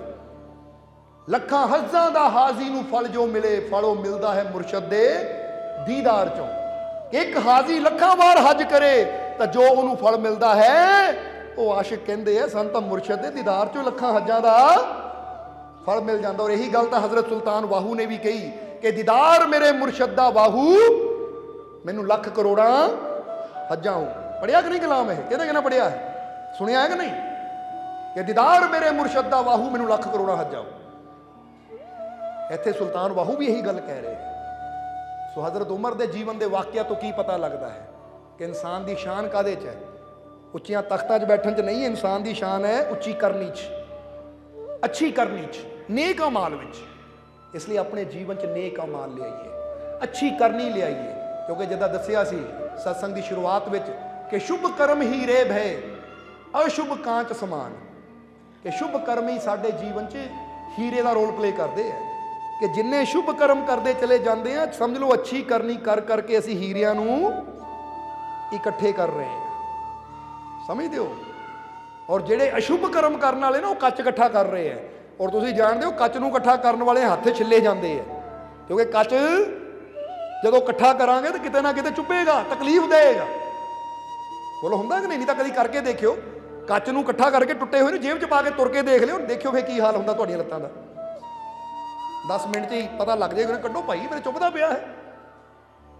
ਜ਼ਰਾ ਸਮਝਣਾ, ਕਿਉਂਕਿ ਕੱਚ ਦਾ ਤਾਂ ਛੋਟਾ ਜਿਹਾ ਟੁਕੜਾ ਕਿਤੇ ਪੈਰ 'ਚ ਲੱਗ ਜਾਵੇ, ਹੱਥ 'ਚ ਲੱਗ ਜਾਵੇ ਤਾਂ ਲਹੂ ਵਗਣਾ ਸ਼ੁਰੂ ਹੋ ਜਾਂਦਾ। ਤਕਲੀਫ ਕਿੰਨੀ ਦਿੰਦਾ ਹੈ। ਤਾਂ ਜਦੋਂ ਕੱਚ ਇਕੱਠਾ ਕਰਕੇ ਪਾ ਲਾਵਾਂਗੇ ਤਾਂ ਫਿਰ ਕਿਤੇ ਨਾ ਕਿਤੇ ਤਾਂ ਦੁੱਖ ਦੇਣਾ ਹੀ ਹੈ। ਇਸ ਲਈ ਬੁਰੀ ਕਰਨੀ, ਬੁਰੇ ਅਮਾਲ ਵੀ ਉਹ ਕੱਚ ਦੇ ਸਮਾਨ ਹੈ ਕਿ ਜਿੰਨੀ ਬੁਰਾਈ ਕਰਦੇ ਚਲੇ ਜਾਵਾਂਗੇ, ਕੱਚ ਇਕੱਠੇ ਕਰ ਰਹੇ ਹਾਂ। ਔਰ ਕੱਚ ਇਕੱਠੇ ਕਰਦੇ ਜਾਵਾਂਗੇ ਤਾਂ ਕਿਤੇ ਨਾ ਕਿਤੇ ਚੁੱਭਣੇ ਆ, ਤਕਲੀਫ ਦੇਣੀ ਹੈ। ਫਿਰ ਸੁਖੀ ਕਦੀ ਅਸੀਂ ਹੋ ਹੀ ਨਹੀਂ ਸਕਦੇ। ਇਸ ਲਈ ਹੀਰੇ ਜਿੰਨੇ ਇਕੱਠੇ ਕਰਦੇ ਜਾਵਾਂਗੇ, ਉਨੀ ਕੀਮਤ ਸਾਡੀ, ਵੈਲਿਊ ਸਾਡੀ ਵੱਧਦੀ ਚਲੀ ਜਾਏਗੀ। ਕਿਉਂਕਿ ਨੇਕ ਅਮਲ, ਨੇਕ ਅਮਾਲ ਜਿਹਦੇ ਪੱਲੇ ਹੈ। ਸ਼ੁਭ ਕਰਮ ਹੀ ਰੇਬ ਹੈ, ਅਸ਼ੁਭ ਕਾਂਚ ਸਮਾਨ, ਜਾ ਕਾ ਜੈਸਾ ਕਰਮ ਹੈ ਤੈਸੀ ਕੀਮਤ ਜਾਣ। ਕਹਿੰਦੇ ਜਿਹਦੀ ਜਿੱਦਾਂ ਦੀ ਕਰਨੀ ਹੁੰਦੀ ਨਾ, ਉਹਨੂੰ ਉਦਾਂ ਦੀ ਕੀਮਤ ਸਮਝ। ਜਿਹਦੀ ਕਰਨੀ ਅੱਛੀ ਹੈ ਉਹ ਅਨਮੋਲ ਹੈ, ਉਹ ਅਮੀਰ ਹੈ, ਉਹ ਧਨੀ ਹੈ। ਤੇ ਜਿਹਦੀ ਕਰਨੀ ਮਾੜੀ ਹੈ, ਕੱਚ ਇਕੱਠਾ ਕਰ ਰਿਹਾ ਹੈ, ਉਹ ਸਮਝ ਲਓ ਗਰੀਬ ਹੈ, ਭਿਖਾਰੀ ਹੈ। ਇਸ ਕਰਕੇ ਅਮੀਰੀ ਗਰੀਬੀ ਬਾਹਰਲੇ ਪਦਾਰਥਾਂ ਨਾਲ, ਦੌਲਤ ਨਾਲ ਨਹੀਂ ਹੁੰਦੀ, ਇਹ ਸਾਡੀ ਕਰਨੀ ਨਾਲ ਹੁੰਦੀ ਹੈ। ਕਿਉਂਕਿ ਜਿਹਦੇ ਸ਼ੁਭ ਅਮਾਲ ਜ਼ਿਆਦੇ, ਸ਼ੁਭ ਕਰਮ ਜ਼ਿਆਦਾ ਨਾ, ਰੱਬ ਦੀਆਂ ਨਜ਼ਰਾਂ 'ਚ ਉਹੀ ਅਮੀਰ ਹੈ, ਉਹਦੀਆਂ ਰਹਿਮਤਾਂ ਦਾ ਹੱਕਦਾਰ ਵੀ ਉਹੀ ਹੈ। ਤਾਂ ਜਿਹਦੇ ਕਰਮ ਮਾੜੇ ਹੈ, ਕਰਨੀ ਅਸ਼ੁਭ ਹੈ, ਬੇਸ਼ੱਕ ਕਰੋੜਾਪਤੀ ਹੋਵੇ, ਪਰ ਰੱਬ ਦੀਆਂ ਨਜ਼ਰਾਂ 'ਚ ਉਹ ਗਰੀਬ ਹੈ। ਔਰ ਫਿਰ ਜਿਹੜਾ ਰੱਬ ਤੋਂ ਦੂਰ ਹੈ, ਉਹਦੇ ਜੀਵਨ 'ਚ ਖੁਸ਼ੀਆਂ ਕਦੀ ਆ ਹੀ ਨਹੀਂ ਸਕਦੀਆਂ, ਕਿਤੇ ਨਾ ਕਿਤੇ ਟੈਨਸ਼ਨ ਰਹੇਗੀ। ਨਹੀਂ ਤਾਂ ਕਿਸੇ ਅਮੀਰ ਨੂੰ ਪੁੱਛ ਲਓ, ਇੱਕ ਅਮੀਰ ਦੇ ਟੇਬਲ ਤੇ ਨਾ, ਡਾਈਨਿੰਗ ਟੇਬਲ ਤੇ ਖਾਣ ਨੂੰ ਤਰ੍ਹਾਂ ਤਰ੍ਹਾਂ ਦਾ ਸਭ ਕੁਝ ਰੱਖਿਆ ਹੋਏਗਾ, ਪਰ ਫਿਰ ਵੀ ਪੁੱਛ ਕੇ ਦੇਖੋ ਭਾਈ ਤੂੰ ਖਾਂਦਾ ਕੀ ਆ? ਬਸ ਫਿੱਕਾ ਜਿਹਾ ਦਲੀਆ ਖਾਂਦੇ ਆ ਜਾਂ ਫਿੱਕੀ ਜਿਹੀ ਖਿਚੜੀ ਖਾਂਦੇ ਆ। ਕਿਉਂ? ਡਾਕਟਰ ਨੇ ਮਨਾ ਕੀਤਾ ਹੈ। ਕਿਉਂਕਿ ਡਾਕਟਰ ਨੇ ਕਿਹਾ ਹੁਣ ਤੈਨੂੰ ਆ ਵੀ ਬਿਮਾਰੀ, ਉਹ ਵੀ ਬਿਮਾਰੀ, ਤੂੰ ਆ ਨਹੀਂ ਖਾਣਾ, ਤੂੰ ਉਹ ਨਹੀਂ ਖਾਣਾ। ਹੈ ਸਭ ਕੁਝ, ਪਰ ਖਾ ਕੁਝ ਵੀ ਸਕਦੇ ਨਹੀਂ। ਇਹੀ ਤਾਂ ਸਜ਼ਾ ਹੈ, ਇਹੀ ਤਾਂ ਰੱਬ ਨੂੰ ਭੁੱਲਣ ਦੀ, ਆਪਣੇ ਰੱਬ ਤੋਂ ਦੂਰ ਜਾਣ ਦੀ ਸਜ਼ਾ, ਕਿ ਜ਼ਿੰਦਗੀ ਦਾ ਸਵਾਦ ਨਹੀਂ ਲੈ ਪਾਉਂਦਾ ਕੋਈ ਵੀ। ਇਹ ਤਾਂ ਗੱਲ ਸੋਚ ਲਿਓ ਕਿ ਸਹੀ ਹੈ ਕਿ ਨਹੀਂ। ਜਿੰਨਾ ਜ਼ਿਆਦਾ ਬੰਦਾ ਅਮੀਰ ਹੁੰਦਾ ਨਾ, ਬਿਮਾਰੀਆਂ ਵੀ ਉਨੀਆਂ ਹੀ ਹੁੰਦੀਆਂ ਹੈ। ਹਾਲਾਂਕਿ ਇੱਕ ਗਰੀਬ ਬੰਦਾ ਜੋ ਮਰਜ਼ੀ ਖਾਵੇ, ਕਿਉਂਕਿ ਮਿਹਨਤ ਕਰ ਕਰਕੇ ਉਹ ਆਪਣੇ ਸਰੀਰ ਨੂੰ ਸੈੱਟ ਰੱਖਦਾ ਹੈ। ਸਮਝਦੇ ਹੋ ਕਿ ਨਹੀਂ? ਇਸ ਲਈ ਇੱਕ ਮਜ਼ਦੂਰ ਹਰ ਚੀਜ਼ ਦਾ ਸਵਾਦ ਲੈ ਸਕਦਾ ਹੈ, ਜਲੇਬੀ ਦਾ ਵੀ ਲੈ ਸਕਦਾ, ਗੁਲਾਬ ਜਾਮੁਨ ਦਾ ਵੀ ਲੈ ਸਕਦਾ। ਅਮੀਰ ਭਾਈ ਸ਼ੂਗਰ ਹੈ, ਮੈਂ ਨਹੀਂ ਖਾ ਸਕਦਾ, ਆ ਕਰੇਲੇ ਦਾ ਰਸ ਹੀ ਪੀਣਾ ਪੈਣਾ ਹੈ। ਸਮਝਦੇ ਹੋ ਕਿ ਨਹੀਂ? ਹੁਣ ਹੋਰ ਕੀ ਕਹੀਏ ਕਿ ਬੰਦਾ ਇਹ ਤਾਂ ਦੇਖ ਲੈਂਦਾ ਦੌਲਤ ਕਿੰਨੀ ਹੈ, ਕਰੋੜਾਪਤੀ ਹੈ, ਵੱਡੀਆਂ ਗੱਡੀਆਂ 'ਚ ਘੁੰਮਦਾ, ਜ਼ਿੰਦਗੀ ਦੇਖੋ ਉਹਦੀ। ਸਮਝਦੇ ਹੋ ਕਿ ਨਹੀਂ? ਸੋ ਕਹਿਣ ਦਾ ਮਤਲਬ ਸਮਝਾਉਣਾ ਕੀ ਚਾਹੁੰਦੇ ਆ ਤੁਹਾਨੂੰ ਕਿ ਅਸਲੀ ਆਨੰਦ, ਅਸਲੀ ਖੁਸ਼ੀ ਉਹ ਮਾਲਿਕ ਦਾ ਹੋਣ ਵਿੱਚ ਹੈ, ਨੇਕ ਅਮਾਲ ਵਿੱਚ ਹੈ। ਅੱਛੀ ਕਰਨੀ ਜਦੋਂ ਕਰਦੇ ਆ ਤਾਂ ਅਸੀਂ ਉਹ ਹੀਰੇ ਇਕੱਠੇ ਕਰ ਰਹੇ ਹਾਂ ਜਿਹਨਾਂ ਸਾਡੀ ਕੀਮਤ ਉਹ ਸਾਡੇ ਮਾਲਿਕ ਦੀਆਂ ਨਜ਼ਰਾਂ 'ਚ ਉੱਚੀ ਕਰਨੀ ਹੈ। ਔਰ ਜਿਹੜਾ ਉਹਦੀਆਂ ਨਜ਼ਰਾਂ 'ਚ ਉੱਚਾ ਹੋ ਗਿਆ ਫਿਰ ਦੁਨੀਆ ਤੇ ਆਪ ਹੀ ਉੱਚਾ ਹੋ ਜਾਂਦਾ ਹੈ। ਤਾਂ ਜੇ ਬੁਰੇ ਕਰਮ ਕਰਦੇ ਆ, ਅਸ਼ੁਭ ਕਰਮ ਕਰਦੇ ਆ ਤਾਂ ਅਸੀਂ ਗਿਰਦੇ ਚਲੇ ਜਾਂਦੇ ਹਾਂ। ਤਾਂ ਜੇ ਆਪਣੇ ਰੱਬ ਦੀਆਂ ਨਜ਼ਰਾਂ 'ਚੋਂ ਗਿਰ ਗਏ ਤਾਂ ਫਿਰ ਯਾਦ ਰੱਖੋ ਜਿਹੜਾ ਰੱਬ ਦੀਆਂ ਨਜ਼ਰਾਂ 'ਚੋਂ ਗਿਰ ਗਿਆ ਤਾਂ ਰੱਬ ਦੀ ਬਣਾਈ ਹੋਈ ਦੁਨੀਆ ਦੀ ਨਜ਼ਰਾਂ 'ਚ ਕਦੀ ਉੱਠ ਹੀ ਨਹੀਂ ਸਕਦਾ। ਉਹ ਸਮਝ ਆਈ ਕਿ ਨਹੀਂ? ਇਸ ਲਈ ਉਹ ਕਰਮ ਕਰੋ ਕਿ ਆਪਣੀਆਂ ਰੱਬ ਦੀਆਂ ਨਜ਼ਰਾਂ 'ਚ ਉੱਚੇ ਹੋਈਏ, ਆਪਣੇ ਮਾਲਕ ਦੀਆਂ ਨਜ਼ਰਾਂ 'ਚ ਉੱਚੇ ਹੋਈਏ, ਕਿ ਸਾਡਾ ਪ੍ਰੇਮ ਉਹਦੇ ਨਾਲ ਵੱਧਦਾ ਚਲਾ ਜਾਵੇ ਔਰ ਅਸੀਂ ਦੁਨੀਆ ਨੂੰ ਸੁੰਦਰ ਬਣਾਉਣ ਵਿੱਚ ਪੂਰਾ ਯੋਗਦਾਨ ਦਈਏ, ਤਾਂ ਕਿ ਸਾਡਾ ਰੱਬ ਵੀ ਕਹਿ ਸਕੇ ਇਹ ਬੰਦਾ ਮੇਰੇ ਘਰ 'ਚ ਆਇਆ ਸੀ ਤਾਂ ਮੇਰੇ ਘਰ ਨੂੰ ਕਿੰਨਾ ਸੁੰਦਰ ਬਣਾ ਗਿਆ ਆਪਣੀ ਸ਼ੁਭ ਕਰਨੀ ਦੇ ਨਾਲ, ਆਪਣੀ ਅੱਛੀ ਕਰਨੀ ਦੇ ਨਾਲ। ਇਸ ਲਈ ਆਓ ਆਪਣੇ ਮਾਲਿਕ ਤੇ ਯਕੀਨ ਰੱਖੀਏ, ਆਪਣੇ ਮਾਲਿਕ ਤੇ ਵਿਸ਼ਵਾਸ ਰੱਖੀਏ, ਔਰ ਜਿਸ ਤਰ੍ਹਾਂ ਕਿਹਾ ਕਿ ਜ਼ਿਕਰ ਕਰਨ ਵਾਲੀ ਜ਼ੁਬਾਨ ਤੇ ਸ਼ੁਕਰ ਕਰਨ ਵਾਲਾ ਦਿਲ ਮੰਗੀਏ, ਕਿ ਹਰ ਹਾਲਤ ਵਿੱਚ ਆਪਣੇ ਮਾਲਿਕ ਦਾ ਸ਼ੁਕਰ ਕਰੀਏ ਔਰ ਆਪਣੇ ਮਾਲਿਕ ਨਾਲ ਪ੍ਰੇਮ ਕਰੀਏ ਜੇ ਜੀਵਨ 'ਚ ਰਸ ਲੈਣਾ ਹੈ। ਕਿਉਂਕਿ ਫਿਰ ਇੱਕ ਵਾਰ ਕਵਾਂਗੇ ਕਿ ਜੇ ਰਸ ਲੈਣਾ ਜੀਵਨ 'ਚ ਤਾਂ ਜਿੱਥੇ ਰਸ ਹੈ ਉੱਥੇ ਪ੍ਰੇਮ ਕਰਾਂਗੇ ਤਾਂ ਫੇਰ ਹੀ ਰਸ ਸਾਡੇ ਜੀਵਨ 'ਚ ਆਏਗਾ। ਤਾਂ ਜਿੱਥੇ ਹੈ ਹੀ ਨਹੀਂ ਰਸ, ਗੰਨੇ ਦੇ ਛਿਲਕੇ ਚੱਕੀ ਜਾਓ ਤਾਂ ਉਹਦੇ ਨਾਲ ਕੀ ਹੋਏਗਾ? ਰਸ ਤਾਂ ਮਿਲਣਾ ਨਹੀਂ, ਉਲਟਾ ਜ਼ਖਮ ਹੋ ਜਾਣਗੇ ਮੂੰਹ 'ਚ। ਇਸੇ ਤਰ੍ਹਾਂ ਦੁਨੀਆ ਪਿੱਛੇ ਨਾ ਦੌੜੀਏ, ਦੁਨੀਆ ਨੂੰ ਬਣਾਉਣ ਵਾਲਾ ਜੋ ਖਾਲਿਕ ਹੈ, ਉਹ ਮਾਲਿਕ ਹੈ, ਉਹਦੇ ਨਾਲ ਪ੍ਰੇਮ ਲਾਈਏ, ਉਹਤੇ ਵਿਸ਼ਵਾਸ ਰੱਖੀਏ, ਉਹਤੇ ਯਕੀਨ ਰੱਖੀਏ, ਕਿਉਂਕਿ ਜਦੋਂ ਇਨਸਾਨ ਉਹਦਾ ਹੋ ਜਾਂਦਾ ਹੈ ਤਾਂ ਫਿਰ ਉਹਦਾ ਜੀਵਨ ਖੁਸ਼ੀਆਂ ਨਾਲ ਭਰਪੂਰ ਹੋ ਜਾਂਦਾ ਹੈ। ਇਸ ਲਈ ਕਹਿ ਦਿਓ ਮੈਨੂੰ ਆਪਣੇ ਮਾਲਿਕ ਨਾਲ ਬਹੁਤ, ਮੈਨੂੰ ਆਪਣੇ ਮਾਲਿਕ ਨਾਲ ਬਹੁਤ, ਮੈਨੂੰ ਆਪਣੇ ਮਾਲਿਕ ਨਾਲ ਬਹੁਤ, ਮੈਨੂੰ ਆਪਣੇ ਮਾਲਿਕ ਤੇ ਪੂਰਾ, ਮੈਨੂੰ ਆਪਣੇ ਮਾਲਿਕ ਤੇ ਪੂਰਾ, ਮੈਨੂੰ ਆਪਣੇ ਮਾਲਿਕ ਤੇ ਪੂਰਾ, ਮੇਰੀਆਂ ਝੋਲੀਆਂ ਰਹਿਮਤ ਨਾਲ, ਮੇਰੀਆਂ ਝੋਲੀਆਂ ਰਹਿਮਤ ਨਾਲ, ਮੇਰੀਆਂ ਝੋਲੀਆਂ ਰਹਿਮਤ ਨਾਲ, ਮੇਰੇ ਸਾਰੇ ਦੁੱਖ ਦੂਰ, ਮੇਰੇ ਸਾਰੇ ਦੁੱਖ ਦੂਰ, ਮੇਰੇ ਸਾਰੇ ਦੁੱਖ ਦੂਰ, ਮੇਰਾ ਮਾਲਿਕ ਮੇਰੇ, ਮੇਰਾ ਮਾਲਿਕ ਮੇਰੇ, ਮੇਰਾ ਮਾਲਿਕ ਮੇਰੇ। ਬਸ ਇਹ ਵਿਸ਼ਵਾਸ ਰੱਖਣਾ ਤਾਂ ਫਿਰ ਮਾਲਿਕ ਹਰ ਕਦਮ ਤੇ ਤੁਹਾਡੇ ਨਾਲ ਹੈ। ਔਰ ਹੁਣ ਸਮਾਂ ਕਾਫੀ ਹੋ ਗਿਆ ਹੈ, ਹੁਣ ਆਖਰਲੇ ਵਚਨਾਂ 'ਚ ਇਹੀ ਉਸ ਮਾਲਿਕ ਦੇ ਚਰਨਾਂ 'ਚ ਅਰਦਾਸ ਬੇਨਤੀ ਕਰਾਂਗੇ ਕਿ ਮਾਲਿਕ ਤੁਹਾਡੇ ਸਭ ਤੇ ਆਪਣੀ ਰਹਿਮਤ ਰੱਖਣ, ਤੁਹਾਡੇ ਸਭ ਦੇ ਦਿਲਾਂ 'ਚ ਆਪਣਾ ਸੱਚਾ ਪ੍ਰੇਮ, ਸੱਚਾ ਵਿਸ਼ਵਾਸ ਪੈਦਾ ਕਰ ਦੇਣ, ਔਰ ਤੁਹਾਨੂੰ ਵੀ ਜ਼ਿਕਰ ਕਰਨ ਵਾਲੀ ਜ਼ੁਬਾਨ ਦੇਣ ਤਾਂ ਸ਼ੁਕਰ ਕਰਨ ਵਾਲਾ ਮਾਲਿਕ ਹਿਰਦਾ ਦੇਣ, ਤਾਂ ਕਿ ਤੁਸੀਂ ਦਿਲੋਂ ਆਪਣੇ ਮਾਲਿਕ ਦਾ ਹਰ ਹਾਲਤ ਵਿੱਚ ਸ਼ੁਕਰ ਕਰ ਸਕੋ। ਕਿਉਂਕਿ ਜਿਹੜੇ ਉਹਦੇ ਪਿਆਰੇ ਹੁੰਦੇ ਉਹ ਹਰ ਹਾਲਤ ਵਿੱਚ ਸ਼ੁਕਰਾਨਾ ਹੀ ਕਰਦੇ ਹੈ, ਸ਼ੁਕਰ ਕਰਦੇ ਹੈ, ਔਰ ਜਿਹੜਾ ਸ਼ੁਕਰ ਕਰਦਾ ਚਲਾ ਜਾਂਦਾ ਫਿਰ ਝੋਲੀਆਂ ਭਰਦੀਆਂ ਚਲੀਆਂ ਜਾਂਦੀਆਂ ਹੈ। ਇਸ ਲਈ ਜਦੋਂ ਫਰਿਆਦ ਕਰੋ ਤਾਂ ਫਰਿਆਦ ਕਰਨ ਤੋਂ ਬਾਅਦ ਇਹ ਨਾ ਸੋਚੋ ਕਦੋਂ ਹੋਏਗੀ ਪੂਰੀ, ਪਤਾ ਨਹੀਂ ਹੋਣੀ ਹੈ ਜਾਂ ਨਹੀਂ ਹੋਣੀ, ਪਤਾ ਨਹੀਂ ਉਹਨਾਂ ਸੁਣੀ ਹੈ ਜਾਂ ਨਹੀਂ ਸੁਣੀ, ਬਲਕਿ ਨਾਲ ਹੀ ਦਿਲ 'ਚ ਸ਼ੁਕਰ ਕਰੋਗੇ, ਸ਼ੁਕਰ ਹੈ ਮੇਰੇ ਮਾਲਿਕ ਮੇਰੀ ਫਰਿਆਦ ਸੁਣਨ ਵਾਸਤੇ ਔਰ ਮੇਰੀ ਫਰਿਆਦ ਪੂਰੀ ਕਰਨ ਵਾਸਤੇ ਤੇਰਾ ਸ਼ੁਕਰ ਹੈ, ਕਿਉਂਕਿ ਮੈਨੂੰ ਯਕੀਨ ਹੈ ਜੋ ਤੇਰੇ ਦਰ ਤੇ ਬੇਨਤੀ ਹੁੰਦੀ ਹੈ ਪੂਰੀ ਵੀ ਜ਼ਰੂਰ ਹੁੰਦੀ ਹੈ। ਇਸ ਲਈ ਮੈਂ ਤੇਰਾ ਸ਼ੁਕਰ ਕਰਦਾ ਮੇਰੀਆਂ ਝੋਲੀਆਂ ਖੁਸ਼ੀਆਂ ਨਾਲ ਭਰਨ ਵਾਸਤੇ, ਮੇਰੀ ਇਹ ਫਰਿਆਦ ਨੂੰ ਪੂਰਾ ਕਰਨ ਵਾਸਤੇ, ਮੇਰੇ ਤੇ ਰਹਿਮਤਾਂ ਕਰਨ ਵਾਸਤੇ, ਮੇਰੇ ਜੀਵਨ 'ਚ ਖੁਸ਼ੀਆਂ ਦੇਣ ਵਾਸਤੇ, ਕਾਰੋਬਾਰ 'ਚ ਬਰਕਤਾਂ ਦੇਣ ਵਾਸਤੇ, ਇਹ ਸੁੱਖ ਸਮਰਿੱਧੀ ਦੇਣ ਵਾਸਤੇ, ਮੈਨੂੰ ਕਾਮਯਾਬੀ ਸਫਲਤਾ ਦੇਣ ਵਾਸਤੇ ਮਾਲਿਕ ਤੇਰਾ ਸ਼ੁਕਰ ਹੈ। ਮੈਂ ਦਿਲੋਂ ਤੇਰਾ ਸ਼ੁਕਰ ਕਰਦਾ ਹਾਂ। ਇਸ ਲਈ ਆਪਣੇ ਮਾਲਿਕ ਦਾ ਹਰ ਹਾਲਤ ਵਿੱਚ ਦਿਲੋਂ ਸ਼ੁਕਰ ਕਰੋ। ਜਦੋਂ ਸ਼ੁਕਰਾਨਾ ਨਿਕਲਦਾ ਹੈ ਤਾਂ ਫਿਰ ਇਨਸਾਨ ਦੀ ਝੋਲੀ ਭਰ ਵੀ ਜਾਂਦੀ ਹੈ, ਕੋਈ ਕਮੀ ਨਹੀਂ ਰਹਿੰਦੀ। ਸੋ ਮਾਲਿਕ ਤੁਹਾਨੂੰ ਜ਼ਿਕਰ ਕਰਨ ਵਾਲੀ ਜ਼ੁਬਾਨ ਦੇਵੇ ਔਰ ਆਪਣੇ ਮਾਲਿਕ ਦਾ ਸ਼ੁਕਰ ਕਰਨ ਵਾਲਾ ਦਿਲ ਦੇਵੇ ਤੁਹਾਨੂੰ, ਤਾਂ ਕਿ ਤੁਸੀਂ ਦਿਲੋਂ ਆਪਣੇ ਮਾਲਿਕ ਦਾ ਸ਼ੁਕਰ ਕਰ ਸਕੋ ਔਰ ਤੁਹਾਡੇ ਅੰਦਰ ਸੱਚਾ ਪ੍ਰੇਮ, ਸੱਚਾ ਵਿਸ਼ਵਾਸ ਮਾਲਿਕ ਪੈਦਾ ਕਰ ਦੇਵੇ, ਤੁਹਾਡੀਆਂ ਸਭ ਦੀਆਂ ਤਕਲੀਫਾਂ, ਦੁੱਖਾਂ, ਦਰਦਾਂ, ਪਰੇਸ਼ਾਨੀਆਂ ਨੂੰ ਮਾਲਿਕ ਦੂਰ ਕਰ ਦੇਵੇ। ਔਰ ਇਸ ਲਈ ਜਿੰਨੇ ਵੀ ਜੀਵ ਉਸ ਮਾਲਿਕ ਦੇ ਦਰ ਤੇ ਪਹੁੰਚੇ ਆ, ਮਾਲਿਕ ਤੁਹਾਡੀ ਸਭ ਦੀ ਹਾਜ਼ਰੀ ਆਪਣੇ ਚਰਨਾਂ 'ਚ ਕਬੂਲ ਕਰਨ, ਆਪਣੀ ਰਹਿਮਤ, ਆਪਣੀ ਕਿਰਪਾ, ਦਇਆ, ਮਿਹਰ ਮਾਲਿਕ ਹਮੇਸ਼ਾ ਤੁਹਾਡੇ ਤੇ ਬਣਾਏ ਰੱਖਣ। ਔਰ ਅੱਜ ਜਿੰਨੇ ਵੀ ਜੀਵ ਉਸ ਮਾਲਿਕ ਦੇ ਨਾਮ ਦੀਆਂ ਨਿਆਜ਼ਾਂ ਲੈ ਕੇ ਆਏ ਹੈ, ਜੇ ਕੋਈ ਆਪਣੀ ਤਕਲੀਫ, ਦੁੱਖ ਦੀ ਨਿਆਜ਼ ਲੈ ਕੇ ਆਇਆ ਹੈ ਤਾਂ ਜਿਸ ਭਾਵਨਾ ਨਾਲ ਉਹ ਜੀਵ ਨਿਆਜ਼ ਲੈ ਕੇ ਆਇਆ ਹੈ, ਮਾਲਕ ਉਹਦੀ ਉਹ ਨਿਆਜ਼ ਨੂੰ ਕਬੂਲ ਕਰਨ ਔਰ ਉਹਦੀ ਉਹ ਭਾਵਨਾ ਨੂੰ ਪੂਰਾ ਕਰਨ। ਔਰ ਜੇ ਕੋਈ ਜੀਵ ਅੱਜ ਖੁਸ਼ੀ ਦੀ ਨਿਆਜ਼ ਲੈ ਕੇ ਆਇਆ ਹੈ ਤਾਂ ਮਾਲਕ ਉਹਦੀ ਖੁਸ਼ੀ ਦੀ ਨਿਆਜ਼ ਨੂੰ ਕਬੂਲ ਕਰਨ ਔਰ ਉਹ ਜੀਵ ਦੀ ਝੋਲੀ 'ਚ ਇੰਨੀਆਂ ਖੁਸ਼ੀਆਂ ਪਾ ਦੇਣ ਕਿ ਉਹਨੂੰ ਕਦੀ ਫਰਿਆਦਾਂ ਕਰਨ ਦੀ ਜ਼ਰੂਰਤ ਹੀ ਨਾ ਰਵੇ। ਆਪਣੀ ਕਿਰਪਾ, ਦਇਆ, ਮਿਹਰ, ਰਹਿਮਤ, ਬਖਸ਼ਿਸ਼ ਹਮੇਸ਼ਾ ਮਾਲਕ ਤੁਹਾਡੇ ਤੇ ਬਣਾਏ ਰੱਖਣ। ਇਹੀ ਸਾਡੀ ਉਸ ਮਾਲਕ ਦੇ ਚਰਨਾਂ 'ਚ ਅਰਦਾਸ ਬੇਨਤੀ ਹੈ। ਔਰ ਹੁਣ ਅੰਤ ਵਿੱਚ ਤੁਹਾਡੇ ਸਭ ਦੇ ਅੰਦਰ ਵਸਦੇ ਉਸ ਮਾਲਕ ਨੂੰ ਅਸੀਂ ਪ੍ਰਣਾਮ ਕਰਦੇ ਹਾਂ। ਸਾਡਾ ਪ੍ਰਣਾਮ ਸਵੀਕਾਰ ਕਰੋ। ਜੈ ਮਾਲਕਾਂ ਦੀ। सब्सक्राइब कीजिए सर्व संजा दरबार कांटिया शरीफ चैनल को और बेल आइकन दबाइए मालिक जी की लेटेस्ट सत्संग की वीडियो को सबसे पहले देखने के लिए।